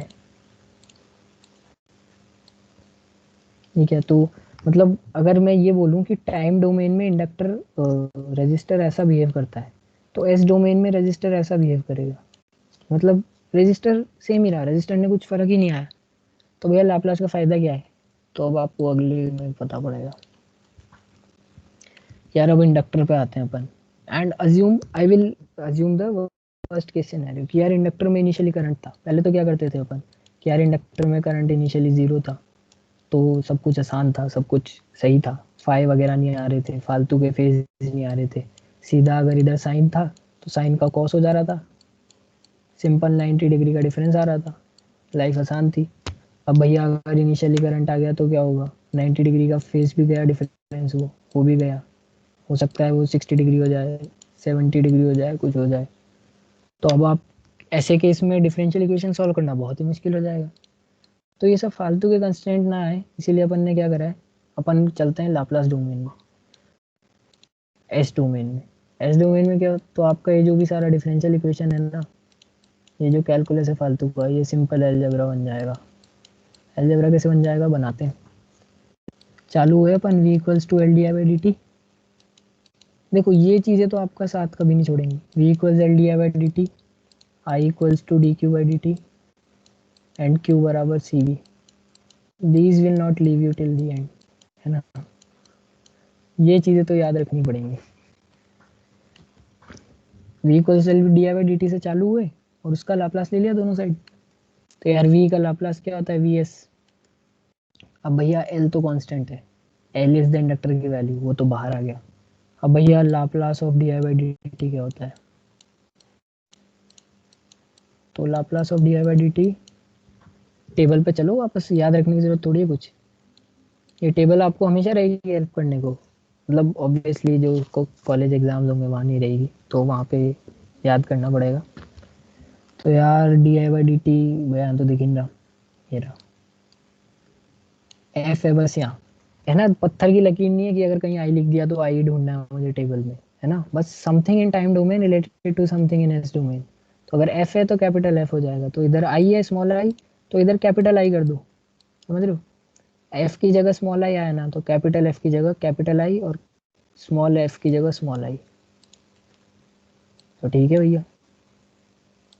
और यार मैंने एक चीज़ बोली थी थोड़ी देर पहले, ये देखो तुमको एस एफ एस जैसा कुछ दिख रहा है, एफ ऑफ ज़ीरो जैसा भी कुछ दिख रहा है। मैंने यहाँ बोला था कि देखो एस एफ एस जैसा कुछ है, F of T F of zero जैसा कुछ है। तो अपन थोड़ा इस चीज़ के और पास जा रहे हैं। तो ये रहा कि यार ठीक है, तो एस एफ एस माइनस आई ज़ीरो, है ना, एफ की जगह आई हो गया दोनों जगह पे, समझ आ रहा है ना अब तक। To convert F N of T to S so that it is easily. हाँ आयुष, बिल्कुल आपको वाइब आ गई है कि हाँ लाप्लास यही होता है। और वो डोम, हाँ बिल्कुल एग्जैक्टली ऐसे ही समझ सकते हो कि यार अपन उसको ऐसी चीज़ में कन्वर्ट कर रहे हैं जो आसान है। कि यार मेरे को, जैसे मैंने बताया ना, कि यार अगर मेरे को 3 डायमेंशन में डील करना होता है, जो मेरे को दिया होता है एक्स वाई जेड, तो यार मैं इस बकवास की जगह में एक नॉर्मल डायमेंशन ले लेता हूँ, आर कोमा थीटा, याद है। पोलर कोऑर्डिनेट्स में चल जाता हूँ मैं, ताकि 3 की जगह मुझे 2 ही कोऑर्डिनेट्स डील करने पड़े। या फिर आर थीटा फाई होता है कई बार 3 केसेस में, है ना। जब अगर मान लो मेरे को 8 कोऑर्डिनेट्स कवर करने, तो यार मैं ऐसे सोचता हूँ कि यार आर थीटा फाई हो सकता है ईजी पड़े, तो अपन कन्वर्ट कर लेते हैं एक डोमेन को दूसरे में। तो यार लाप्लास भी वैसा ही एक टूल है। तो अपन चलो अब कन्वर्ट करते हैं जल्दी जल्दी, बहुत बकवास हो गई। v equals to L D I by D T करा अपन ने, तो एल तो कॉमन आ गया, और भैया D I by D T का ये होता है यार, capital I S into S minus I of zero minus. Zero minus का क्या मतलब होता है यार, ज़ीरो माइनस मतलब ज़ीरो से जस्ट पहले। कि यार अगर ये मेरा ज़ीरो है, मतलब जैसे मान लो मैंने बैटरी लगाई, यहाँ पे मैं बैटरी लगाने जा ही रहा हूँ, तो बैटरी लगाने से जस्ट पहले क्या स्थिति थी। क्योंकि देखो इंडक्टर और कैपेसिटर हमेशा इनर्शिया को फॉलो करेंगे, आपके इलेक्ट्रोमैग्नेटिक इनर्शिया कह सकते हैं इसे। कि यार इंडक्टर की जो पहले स्टेट थी वो कोशिश करेगा उसमें रहने की, तो इसीलिए अपन बैटरी लगाने से पहले की स्टेट को कंसीडर करते हैं। कि यार बैटरी लगाने से पहले इंडक्टर में कुछ अगर करंट था, तो इंडक्टर कोशिश करेगा उस करंट को रखने की, उस वजह से कुछ कुछ इफेक्ट आएगा मेरे सर्किट पे। तो बस आपने ये करा तो ये आ गया, सिंपल इक्वेशन आ गई। तो अब यार इस इक्वेशन को ऐसे देखो, ये देखो सब कुछ हटा देते हैं। इस इक्वेशन को मैं ऐसे नहीं देख सकता, v equals to I R जैसा फील नहीं आ रहा किसी को, कि यार भैया ये तो क्या है, v है सिंपल, इसको अगर मैं r मान लूँ कुछ रेजिस्टेंस, तो ये i हो गया भैया, हो गया i। और यार ये कुछ रेजिस्टेंस मान लेता हूँ मैं, रिएक्टेंस होगा वैसे ही, बट मैं आसानी के लिए रेजिस्टेंस बोल रहा हूँ। तो भैया ये कुछ रेजिस्टेंस होगा, और यार ये तो भैया कांस्टेंट चीज़ है भाई। इसमें अगर मान लो पहले 1 एम्पेयर करंट था, तो बस वो तो था, अब मैंने बैटरी लगा दी, अब जो कुछ भी होगा ना वो बैटरी से गवर्न होगा। या मान लो मैंने इधर कैपेसिटर लगा दिया या कुछ और लगा दिया, तो अब जो भी लगाया उससे गवर्न होगा। बस ये 1 एम्पियर एक वैल्यू था, वो था। तो यार भैया ये तो कांस्टेंट है और इंडक्टर की वैल्यू भी कांस्टेंट है, तो यार मैं तो इसको सी बोल देता हूँ। अब यार मैं सी भी क्यों बोलूँ, इसको कोई वोल्टेज सोर्स नहीं मान सकते कि यार एक ये बड़ी बैटरी है, ये छोटी बैटरी है, कि भैया ये तो एसी सोर्स है क्योंकि ये तो वेरी कर रहा है, और यार ये कोई कांस्टेंट बैटरी लगा दी मैंने 1 वोल्ट 2 वोल्ट या ऐसा कुछ। तो अगर कोई ऐसा सोचा तो बिल्कुल सही सोचा है कि यार अपन यही करते हैं कि यार अपन ने इस टर्म को सेपरेट कर लिया, इस टर्म को सेपरेट कर लिया और इस टर्म को सेपरेट कर लिया, और अपन ने ये बना दिया कि यार अगर मेरे पास कोई सर्किट था ना जिसमें इंडक्टर लगा हुआ था और उसमें इनिशियली करंट फ्लो हो रहा था आई ज़ीरो माइनस, है ना, तो ये तो टाइम डोमेन में था। अब यार ये मेरे को टाइम डोमेन में तो डिफरेंशियल इक्वेशन सॉल्व करनी पड़ेगी, तो वो तो मैं नहीं कर रहा, भाड़ में जाओ। मैं क्या कर रहा हूँ, मैंने इसको कर लिया इस डोमेन में, भैया मेरे को तो ये आसान लगता है, मैंने इसका करा है इस डोमेन। तो उसमें क्या होगा, देखो अपन इस चीज़ को एज इट इज लिखते जा रहे हैं, एस एल है तो मैंने एक रेजिस्टेंस बना दिया, देखो इसको इंडक्टर जैसा इसीलिए बना रहा हूँ ताकि तुम्हें पता रहे कि ये इंडक्टर है, इसको तुम नॉर्मल रेजिस्टेंस जैसा ही बना सकते हो। तो यार ये कोई रेजिस्टेंस जैसी चीज़ हो गई है ना, और ये कोई एक नॉर्मल वोल्टेज है यार, कांस्टेंट है नेगेटिव, तो इसीलिए देखो साइन उल्टा होएगा। अगर इधर प्लस माइनस है ना, देखो करंट प्लस से माइनस में फ्लो होता है, तो इधर प्लस माइनस है तो इधर माइनस प्लस होगा, है ना। बस ये बात का ध्यान रखना, ये बहुत इंपॉर्टेंट बात है कि यार ये जो नेगेटिव साइन है ना, इसका क्या रोल है। इसका रोल ये है कि ये उल्टा लगेगा इससे, अगर ये प्लस माइनस तो ये माइनस प्लस। तो यार अब आपको कहीं भी दिखे ना इंडक्टर, तो आप उसको इससे रिप्लेस कर दो और आपका सर्किट आसान हो जाएगा। तो यार ऐसे कैसे कि एक बार कैपेसिटर के लिए भी देख लेते हैं, फिर उसके बाद अपन समझेंगे कि यार अब आपका जो डिफरेंशियल इक्वेशन था ना, वो एक सिंपल इक्वेशन में कन्वर्ट हो चुका है लीनियर सा। आपको बस क्या करना है, इस एलिमेंट को रिप्लेस कर देना है इस चीज़ से। कहीं भी सर्किट दिखे, इंडक्टर हटा के ये लगा दो, तो क्या हो गया, आपके पास एक नॉर्मल रेजिस्टेंस, एक नॉर्मल वी। तो आपके सर्किट में से इंडक्टर हट चुका है, आपके सर्किट में से इंडक्टर हट गया, इंडक्टर की जगह एक रेजिस्टेंस आ गया, एक वोल्टेज आ गया, तो आपकी सारी इक्वेशन हमेशा v equal to I R में कन्वर्ट हो जाएंगी इवेंचुअली। अगर मैं इधर कुछ v लगा देता हूँ, तो मान लो ये v1 था और ये मैंने v लगा दिया, तो मेरा क्या हो गया, v equals I into S L, S L ये वैल्यू और माइनस ये जो v1 है, हो गया मेरा तो काम। सॉरी प्लस होगा ना, प्लस होगा। ये लो यार काम खत्म, सीधा लीनियर इक्वेशन आ गई। इसको सॉल्व करना भी सीखेंगे, है ना, चिंता मत करो। अभी एक चीज़ और सीखेंगे अपन कि यार इसी को अगर मान लो तुम्हें v गिवन था तो i निकाल लो, i गिवन था तो v निकाल लो। तो इसी का एक ऑल्टरनेट कन्वर्जन ये है कि यार मैंने इसको रीअरेंज कर लिया i की टर्म्स में। तो अभी देखो ये क्या है, v बाई आर, अभी भी वही सब हो रहा है, v बाई आर। और ये क्या है, ये कांस्टेंट करंट जैसा कुछ दिख रहा है यार, ये तो एक वैल्यू है और ये ऐसे है, ऐसे तो अपना कांस्टेंट है ही। तो अपन उसको ऐसे लिख सकते हैं, this thing is called a current source, this thing is called a current source. गंदी राइटिंग, याद रख लेना यार, गंदी राइटिंग है मेरी काफ़ी, माउस से लिख रहा हूँ मैं, स्टाइलस नहीं है मेरे पास। तो करंट है, और यार देखो करंट ऐड कब होता है, इनको मैं दो करंट वाली टर्म्स की तरह ले सकता हूँ। इन दोनों को मैंने कैसे लिया था, v equals I R minus V, तो ये दो वोल्टेज टर्म्स थी, तो इसलिए मैंने सीरीज में लगाया इनको कि यार सीरीज में वोल्टेज ऐड हो जाते हैं। और करंट कब ऐड होता है, करंट कब ऐड होता है, जब दोनों पैरेलल में हो, करंट एड्स इन पैरेलल। तो इसीलिए मैंने एस एल को इधर लगा दिया और आई को इसके पैरेलल में लगा दिया। तो बस this is just alternative way. और अगर ये सब समझ नहीं आया हो तो फिर से जहाँ से मैंने चुराया है वहाँ का लिंक है, और सेम चीज़ अपन कैपेसिटर के लिए करेंगे। जने कम हुए क्या, काफ़ी कम हुए। तो यार अब बस एंड कर ही रहा हूँ मैं, एक लास्ट में एक क्वेश्चन सॉल्व करते हैं और फिर बंद करते हैं। कि यार कैपेसिटर के लिए भी मैंने वही करा, वापस मैं वहीं से चालू हुआ, I equals C D V by D T से चालू हुआ मैं, और फिर मैंने लाप्लास लिया दोनों साइड, तो इधर आई एस बन गया, इधर सी बना। अब D V by D T का फिर वही Laplace of a derivative, is S capital V S minus V of 0 minus, और फिर मैंने उसको ऐसे ही रीअरेंज कर दिया।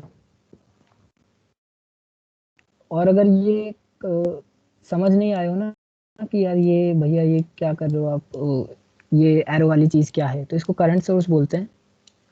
और ये आप मेरे को पीएम पे पूछ लेना, क्योंकि मोस्ट ऑफ यू मतलब ये बेसिक सी चीज़ है। जैसे बैटरी होती है ना, बैटरी क्या करती है, कांस्टेंट वोल्टेज देती है। 7 वोल्ट की बैटरी है तो 7 वोल्ट देगी। तो वैसे अगर कोई ये 1 एम्पियर का करंट सोर्स है तो वो 1 एम्पियर देगा हमेशा, इसे कहीं भी लगा दो। This is current source, this is voltage source. ये वोल्टेज की बैटरी है, करंट की बैटरी, ऐसा समझो। तो सिमिलरली अपन कैपेसिटर के लिए भी कर सकते हैं, और कैपेसिटर के लिए जब करते हैं तो ये रिजल्ट आता है। तो अपन को कैपेसिटर कहीं भी दिखे, मुझे टाइम डोमेन सर्किट में कैपेसिटर कहीं भी दिखा तो मैं उसे कन्वर्ट कर दूंगा इसमें। तुम्हें अभी ये देखने में कॉम्प्लेक्स लग रहा होगा कि यार भैया यहाँ तो एक एलिमेंट था, यहाँ आपने 2-4 डाल दिए, उल्टे सीधे वैल्यूज डाल दी, बट इससे सर्किट कॉम्प्लेक्स हो रहा है, इक्वेशन आसान हो रही है। और ये बस उसी सब का समरी है कि यार वी का ये कन्वर्जन है रेजिस्टेंस के लिए, इंडक्टर के लिए ये, और कैपेसिटर के लिए ये। अब इम्पीडेंस और एडमिटेंस दो टर्म्स होती है। इम्पीडेंस मतलब क्या होता है, रेजिस्टेंस समझ लो, बट एसी सर्किट्स में उसे इम्पीडेंस बोला जाएगा, बस ऐसा मान लो, क्योंकि चेंज नहीं हो रहा है। और एडमिटेंस क्या होता है, 1/रेजिस्टेंस। एडमिटेंस मतलब कंडक्टेंस, कि यार वो कितना अलाउ कर रहा है वो करंट को फ्लो होने को, है ना। और आपको एक सिमिलैरिटी अभी तक दिखा होगा कि यार जब भी यहाँ पे मैंने ऊपर रिप्लेस किया है, यार यहाँ पे देखो थोड़ा गंदा हो गया है, हाँ ये आसान है। यार यहाँ पे जो मैंने रिप्लेस किया है, क्या this is a resistor and this is a voltage source. तो यार आपको याद है एक्स सी और एक्सएल की वैल्यूज क्या थी। एक्स सी था मेरा, एक्स ऑफ सी था मेरा 1/ओमेगा सी, और एक्सएल था मेरा 1/ओमेगा एल, सॉरी ओमेगा एल। तो यार यहाँ भी देखो वैसे ही कुछ हो रहा है, बस ओमेगा की जगह एस आ गया। तो this is something like getting converted to frequency domain, but just with one extra thing. क्योंकि क्या है, लाप्लास फूरियर से एक स्टेप आगे है ना। तो फूरियर में क्या होता था, सब कुछ फ्रीक्वेंसी डोमेन में कन्वर्ट होता था, और लाप्लास में क्या हुआ, सब कुछ फ्रीक्वेंसी डोमेन के साथ साथ अपन को एक एक्सपोनेंशियल फैक्टर भी आ गया है। तो this is what Laplace does. ये बेसिकली आपको कहीं भी सर्किट दिखे तो ये कर देना आपको, बस ये दिस इज। आज जितना भी पढ़ाया है, उस जितना थ्योरी पढ़ा है वो सब मैंने इसी टेबल के लिए पढ़ाया है। अपन को बस ये समझना है कि यार जो भी मेरा टाइम डोमेन का चीज़ें है ना, वो इवेंचुअली कैसे कन्वर्ट हो जाती हैं। जो मेरा आर है वो कन्वर्ट हो जाएगा इसमें, जो मेरा ओमेगा एल इसमें, और ये इसमें। अब एक सर्किट सॉल्व करते हैं और बस फिर ख़त्म करेंगे। मैं ना 2 मिनट लगेंगे इसको। अब यार सर्किट देख के हार्ड सा तो लग रहा है कि यार एल है भैया, आर है, सी है, वो भी ऐसे गंदे से लगाया हुआ है, आपने सीधे सीधे लगा देते आर एल सी, खत्म हो जाती बात। ये तो पता नहीं क्या ही है, करंट सोर्स है ये शायद। यार सेकंड ईयर ने तो पढ़ ही लिया होगा करंट सोर्स क्या होता है ना। चैट में भैया एस डोमेन का अपना फिजिकल सिग्निफिकेंस क्या है। यार एस डोमेन का ये 2 सिग्निफिकेंस है ना। क्वेश्चन सॉल्व करके बता देता हूँ यार, है ना। क्वेश्चन सॉल्व करके फिर अपन ये थ्योरेटिकल डाउट, क्योंकि किसी किसी को तो जाना ही होगा, मैंने काफ़ी देर ले ली आज एक्सप्लेन करने के चक्कर में। तो यार किसी भी सर्किट को कैसे सॉल्व करते हैं, सिंपल है, इसको कन्वर्ट कर दो। जो भी था ना अपना इस सर्किट को, अगर मैं यहाँ पे देखूँ, देखो इसको मैं सामने टू सामने बताता हूँ कि यार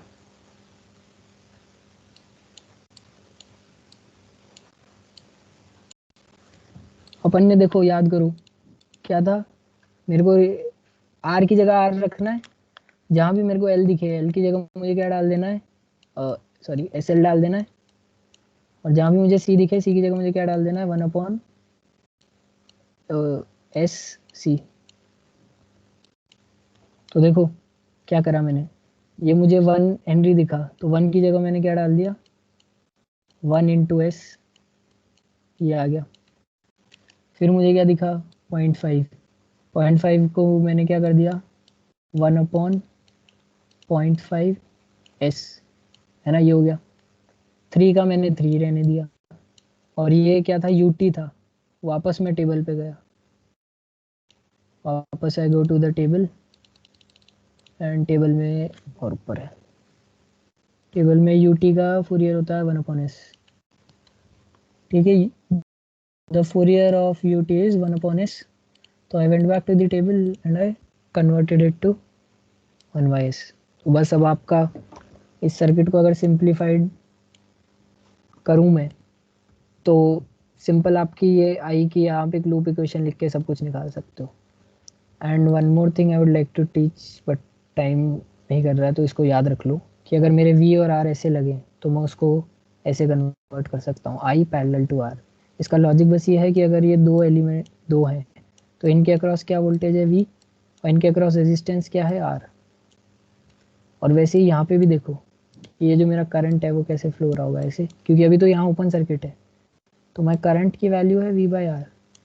तो over here the voltage drop would be R into V by R. तो यहाँ जो मेरा वोल्टेज ड्रॉप आएगा वो आएगा वी, और अगर मैं यहाँ कुछ कनेक्ट करता हूँ तो रेजिस्टेंस आएगा आर। तो इसलिए ये दोनों इक्विवेलेंट हो जाते हैं कि यार इस दो टर्मिनल्स पे हमेशा मुझे वी मिल रहा है और रेजिस्टेंस आर मिल रहा है, यहाँ पे भी द सेम केस। तो that's why they are similar. तो मैंने ये जो था 3C यहाँ पे, अब मेरे पास ये सिंपल हो गए, ये एक आर हो गया है और एक आई हो गया है। तो आई कन्वर्टेड 3 और 1/s को मैंने किस में कन्वर्ट करूँगा मैं, I had over here 3, I had over here 1/s, so I will convert them into 3/s and 3। This is a simple circuit. अब आप नॉर्मल KVL लगाओ और आपका सर्किट सॉल्व हो गया। तो I will quickly show you the steps कि I by applying KVL I get I into all this has now turned into resistances। you see ये S एक resistance हो गया, ये एक resistance हो गया, ये 3 भी एक resistance हो गया।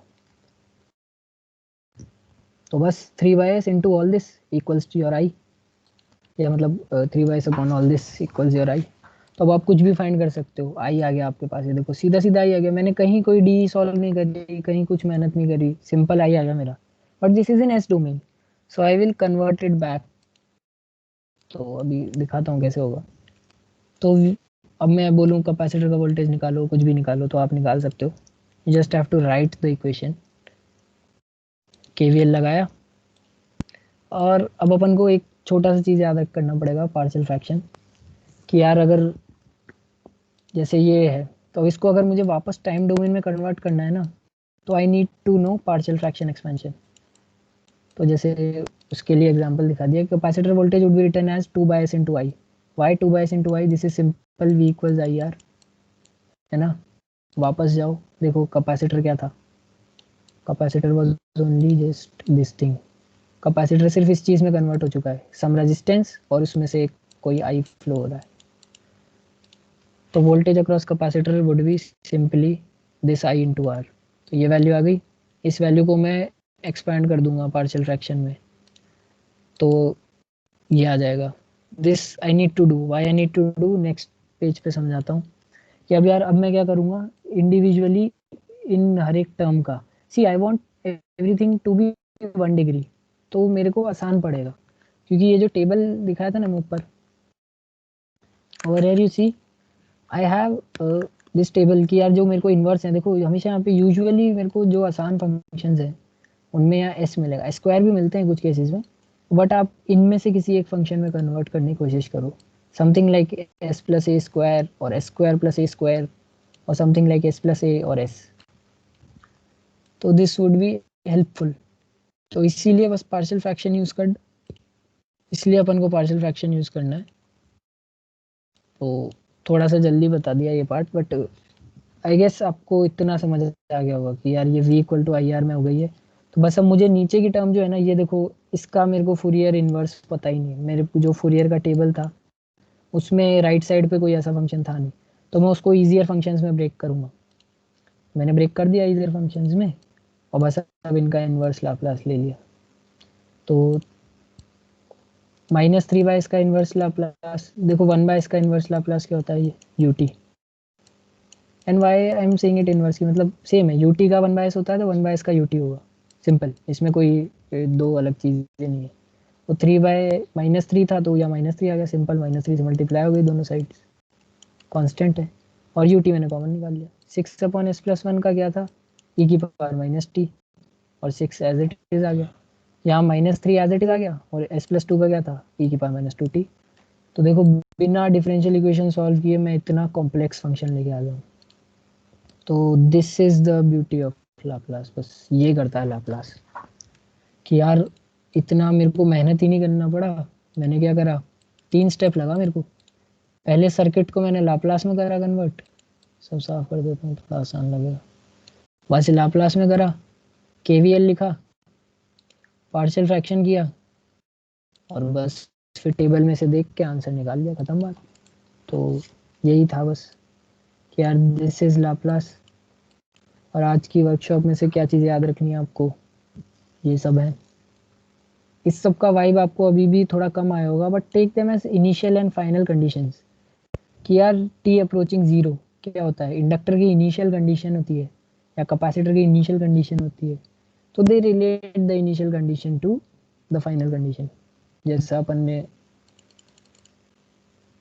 डिराइव किया था। यहाँ पे ये इनिशियल और फाइनल कंडीशंस अगर होंगी तो ये फाइनल और इनिशियल वैल्यू थ्योरम इनको रिलेट करेंगे। तो इन दोनों थ्योरम का मतलब समझ नहीं आया तो कोई बात नहीं, अभी और वर्कशॉप्स हैं, सब कुछ आज ही नहीं सीखना अपन को। तो यार बस इतना ही था। एक ये वेबसाइट है जिस पे आपको सारे प्रूफ्स, डेरिवेशन सब कुछ मिलेगा। लाप्लास के ऊपर पूरी वेबसाइट है। तो यार इतना अब मैं 1.5 घंटे में तो इतना सारा पढ़ा नहीं सकता, और आपको भी जाना होगा, ऑलरेडी आधे लोग जा चुके हैं। तो ठीक है यार, Laplace version of a circuit, अच्छा यही डाउट आ गया। Laplace version of a circuit के लिए आपको ये 3 चीज याद रखना पड़ेगा। किसका डाउट है, आयुष है ना। तो देखो आयुष, ये चीज अपन ने डिराइव करी, इतना याद है, तो कलर चेंज हो जाता है, ये चीजें ओ, तो ये दोनों अपन ने जो करी थी,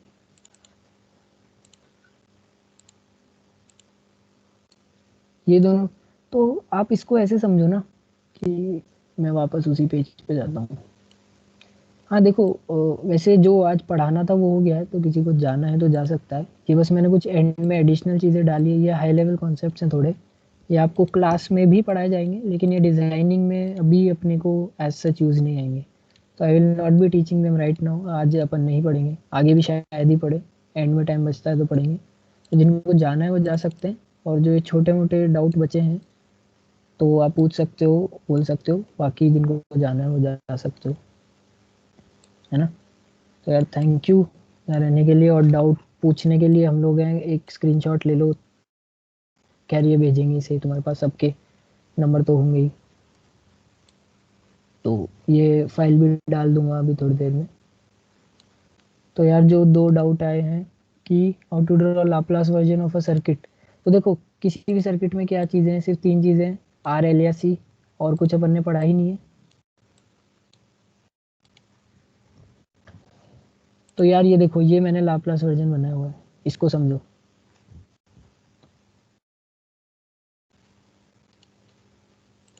ये रहा मेरा टाइम, है ना। अगर तुम्हें कोई नॉर्मल सर्किट दिखता है जहाँ पे तुम्हें कुछ भी नॉर्मल टाइम में दिए हुए सारे सामान, तो उसकी जगह ये लगा दो बस, ये आई एस वी एस हटाओ, मतलब आई एस वी एस तो अपने आप आ जाएगा। देखो अगर तुम टाइम डोमेन में डील कर रहे हो तो अपन देखो यहाँ स्मॉल लेटर्स यूज करते हैं, लाइक आई या वी, इनके आगे कुछ भी नहीं होता। और लाप्लास डोमेन में मैं कहीं भी डील कर रहा हूँ तो मैं एस लगा देता हूँ, क्योंकि ये चीज़ फंक्शन पॉसिबल है। और आर तो हमेशा आर ही रहेगा, इसलिए मैं आर को, आर एक कांस्टेंट है, जैसे मान लो 2 या 3 या 4, तो ये कहीं चेंज होना ही नहीं है। तो इसलिए इसको हमेशा अपन आर ही लिख रहे हैं हर जगह। तो ये देखो, how to draw the Laplace version, तो ये अपन ने जो 4-6 स्लाइड्स हैं ना यहाँ पे, ये सब लाप्लास वर्जन है। तो Laplace version of resistor is R, है ना। एक मैं स्लाइड ऐड कर देता हूँ ताकि तुमको आसानी से याद हो जाए।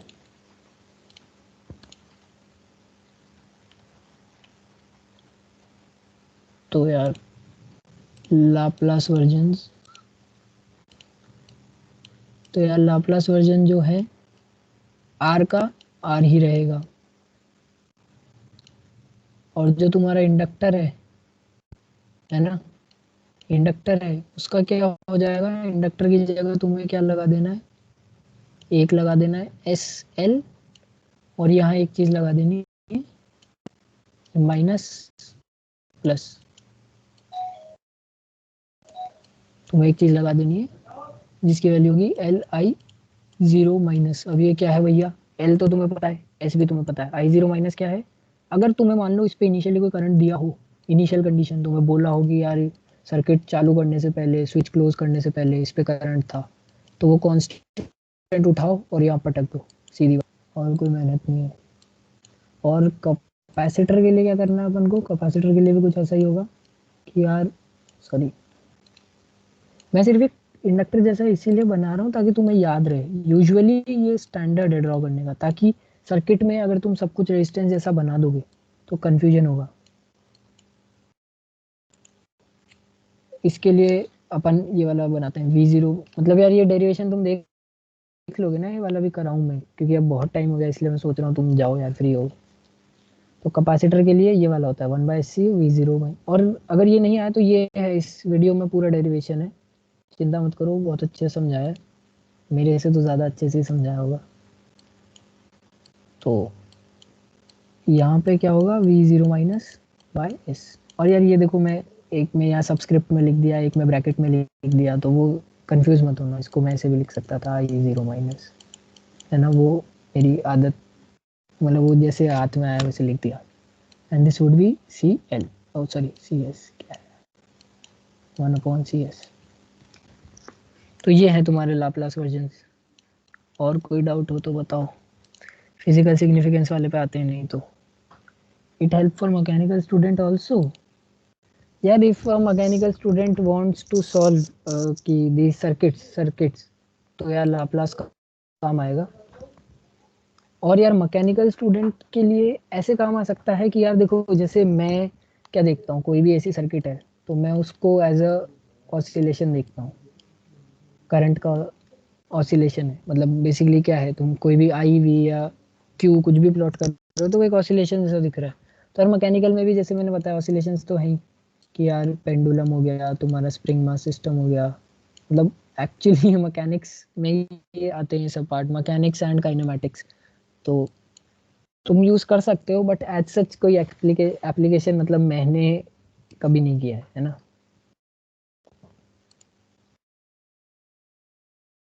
हाँ ठीक है, मतलब जा सकते हो, वैसे काफी कम जन ही बचे हो। ठीक है, 9-10 जनों को इंटरेस्ट था एंड तक। तो और फिजिकल सिग्निफिकेंस वाला यार अपन बस ये बता देता हूँ कि तुम ऐसा समझो कि जो फुरियर है ना, काफी गंदा क्या कचरा करा है। फिजिकल सिग्निफिकेंस ऐसे समझो कि यार जो मेरा फुरियर है ना, जो मेरे फुरियर भैया है, उन्होंने क्या किया है, उन्होंने मेरे टाइम को मेरी फ्रीक्वेंसी में कन्वर्ट कर दिया। बस ऐसा हो रहा है कि यार जो भी मेरा, जैसे अब ये साइन का फंक्शन था, तो यार साइन जो भी होता है यार बहुत ही मुश्किल रहता है कि यार इतना मैं पूरा इन्फिनिटी तक तो फ्रीक्वेंसी डोमेन में कर देता हूँ ना, तो पता है क्या रह जाता है, ये ऐसा ऐसा और ऐसा खत्म। यहाँ माइनस सॉरी +1 पे एक पीक आएगा इसमें शायद, तो मेरे फंक्शन तो लाप्लास इससे बस एक लेवल थोड़ा सा आगे है कि वो क्या करेगा, तुम अब इसको 3D में सोचो कि लाप्लास ने ये तो करा ही है कि यार जो मेरा एक एक्सिस होती है ओमेगा वाली एक्सिस जो होती है, कि यार उसने मेरे साइन फंक्शन को तो निकाल ही दिया, कि यार अगर मेरा साइन फंक्शन था ना, लाप्लास ने क्या किया कि टाइम को मेरे एस डोमेन में किया। अब एस डोमेन कैसी चीज़ है, एस डोमेन एक 2D चीज़ है, एस डोमेन में दो एस्पेक्ट्स हैं, एक आई ओमेगा एस्पेक्ट है, एक अल्फा एस्पेक्ट है। तो यार ये वाली चीज़ क्या कर रही है, इसने तो मेरे को बता दिया, अगर मैं मान लो साइन टी का फंक्शन लेता हूँ तो यार ये मेरे को बता रहा है कि यार देखो तुम्हारे फंक्शन में एक तो ये है और अल्फा पे कुछ भी नहीं है। लेकिन अगर मैं मान लो ऐसा फंक्शन ले लेता e की पावर -t sin t, तो मेरे पे यहाँ पे एक पीक आएगा और यहाँ पे एक -1 पे, इसको -1 मान लेना यार, ये ओरिजिन नहीं है एक्चुअली, है ना, समझ गए ना। तो यहाँ पे भी एक तुमको पीक मिलेगा, ऐसा कह सकते हो कि यार यहाँ फिर यहाँ पे तुमको ये जो पीक है ना,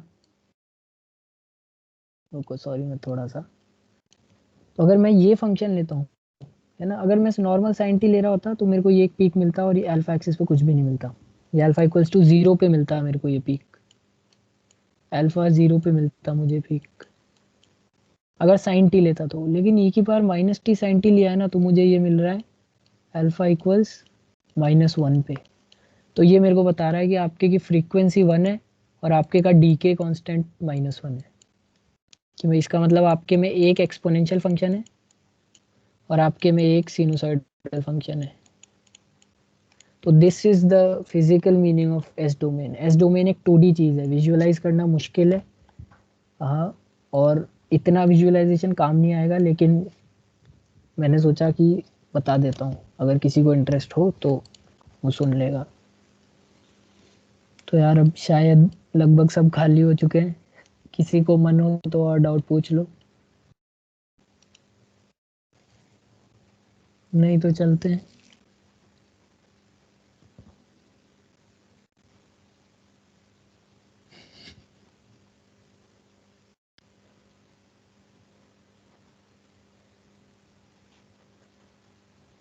ठीक है, लीव कर सकते हो, मैं तो यही हूँ, और पीएम कर सकते हो मुझे शाम को या ऋषभ को।